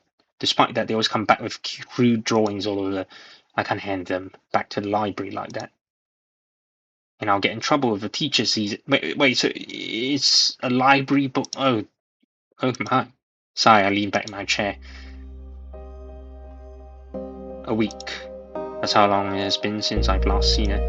It's not exactly new for her to skip for several days at a time, but a whole week? Nobody else seems to be bothered though. I shouldn't be either. It's not her job to be my, I don't want to call her my pit bull. Either way, it's nothing new. Nothing new, nothing bad.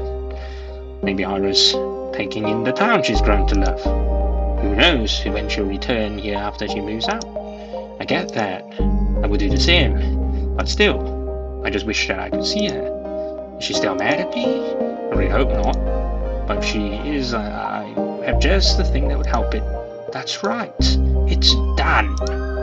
I wrote Ira a poem. I wonder how she'll react. I wonder if she'll like it. I really hope she likes it. Maybe she'll smile. Or if she gets flustered. That would be so cute. I want to see her make that face again. The snow falling. I keep walking around. I don't really expect to see her at this point. It just feels like a duty I need to fulfill. Like a soldier patrolling the streets. Oh, that sounds pretty cool. It's not like the weather is harsh all the time. Real colds will settle in a couple of weeks. The wind can get annoying after a few hours, but aside from that, it's bearable. It's pretty. It's all good. The main road, the 2 residential streets, the community centre, the helipad, the garages, the parking lot, the school, the stadium, oh you have a stadium, the research centre, the kindergartens, the barracks. I've seen it all 1,000 times. Perhaps somewhere deep down I'm a little tired of this view, but I can't hate it. I can't pretend like I won't miss it when it ceases to exist. What do you mean by that, like it ceases to exist? When I finish school, I'll go to university. Tell everyone I'm from Vodkuta, not Vodkuta 5. Because Vodkuta 5 does not exist. People from Vodkuta 5 do not exist. The ones outside will ask me something about Vodkuta, the real Vodkuta, and I'll answer with zero hesitation. If I couldn't do that, I wouldn't be allowed to leave at all. To leave Vodkuta 5, you have to deny its existence. I have to deny its existence no matter how much I want it to exist. I have to deny. I have to. But it's tough. So tough, I'm not sure I'll ever manage. Realistically, I'll probably slip up and blurt out something incongruent. I do slip up a lot. I hope I'll get better at it by then. Maybe I should stop. I lower my scarf and take a big breath. Ouch. I'm seriously gonna catch a cold from this. Blech. At least my head feels really clear. I look up and see the familiar purple-grey of the northern twilight. No, not twilight. Today is the first year of this year's polar night, so I won't see the sun until the tail end of December. Oh, in countries with seasons, right, the night time can be quite depressing, right? I mean, not night time, sorry. The short daytimes can be quite depressing, right? That's why they sometimes have those artificial sun baths, right? For like the, I don't know, Icelandic and Norwegian, whatever, Greenlanders, right? Okay, anyway. So I won't see the sun until the tail end of December. It's nothing too bad. Personally, I don't mind the dark. Well, the dark can be comforting as well, though. Some people seem to get really depressed during this time, but I'm not one of those. Yeah, it's like a physiological thing. If I stay up just a little longer and wait for the clouds to clear, I'll see the stars come fully into view. It's a beautiful night, especially from here, from the barracks. Far better than the dinky silver of the sky I'll see from my apartment window. I wish that I could stick around for longer. Oh yeah, in countries such as this, I mean the countryside such as this, yeah, the sky will be so clear, there'll be so little light pollution unlike here. But it's getting too cold. I start making my way back. Decrepit rows of worker housing disappear behind bigger and better homes. There's that old playground just around the corner. That's right, we used to go there all the time with Tosia. Even back then it was kind of unpopular. They just built a new one 5 minutes away, so we often got to have the whole thing to ourselves. Guess that's why we liked the place. Somehow it feels quieter than ever. You hear a faint clinking sound as the wind passes through the swing set chains. Hey, slow down. There's a figure sitting on the frozen merry-go-round. A drunkard? No, we don't have those kind of people here. At least not out and about in the streets. Though you do have smokers. And this frame doesn't seem like it belongs to a man either. I approach, gently making my way through the snow. My Valenki sink into it with almost no resistance, almost zero sound. It was like boots. When was the last time we've had snow this soft? I don't remember. But perhaps I've stopped noticing the crunch of ice under my feet. Perhaps it's me being too focused on the person I've now recognized. It's Ira.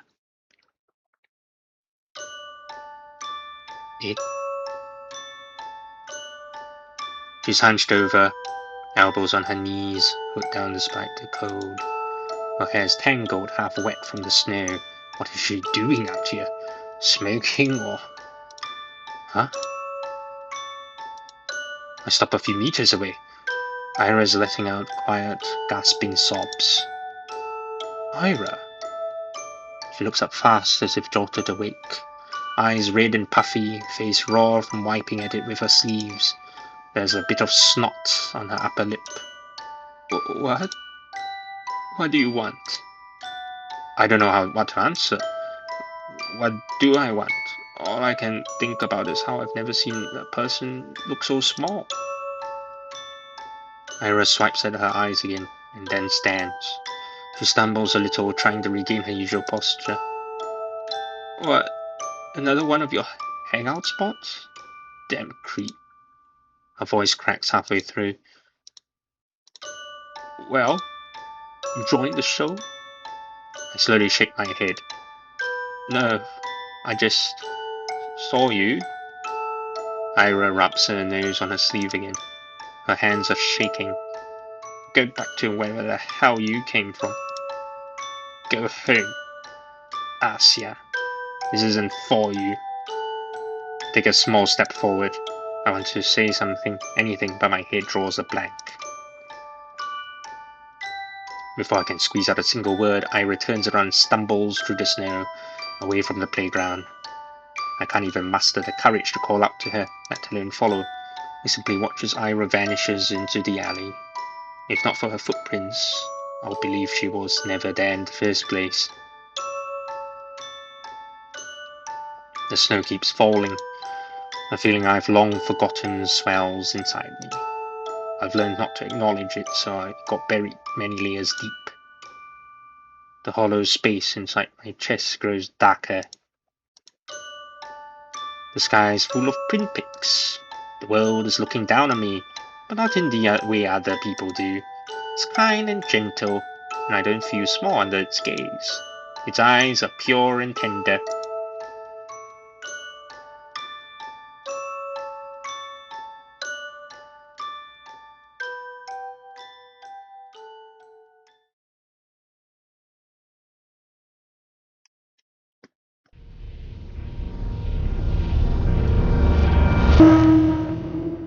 Okay, so that's the end of episode 1. Episode 2, Marina. Oh, so are we back to the present?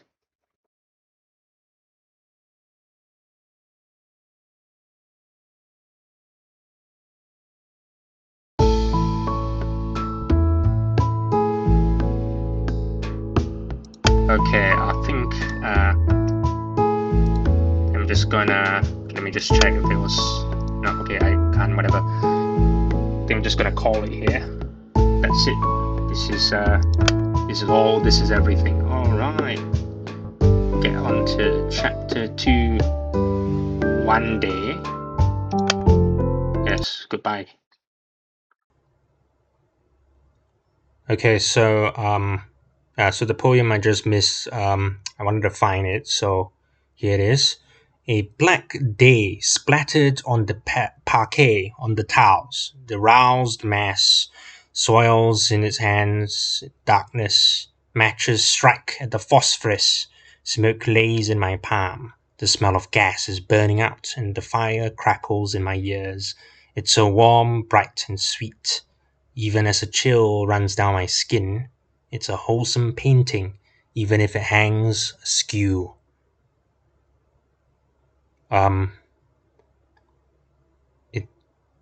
Are you going to set something on fire?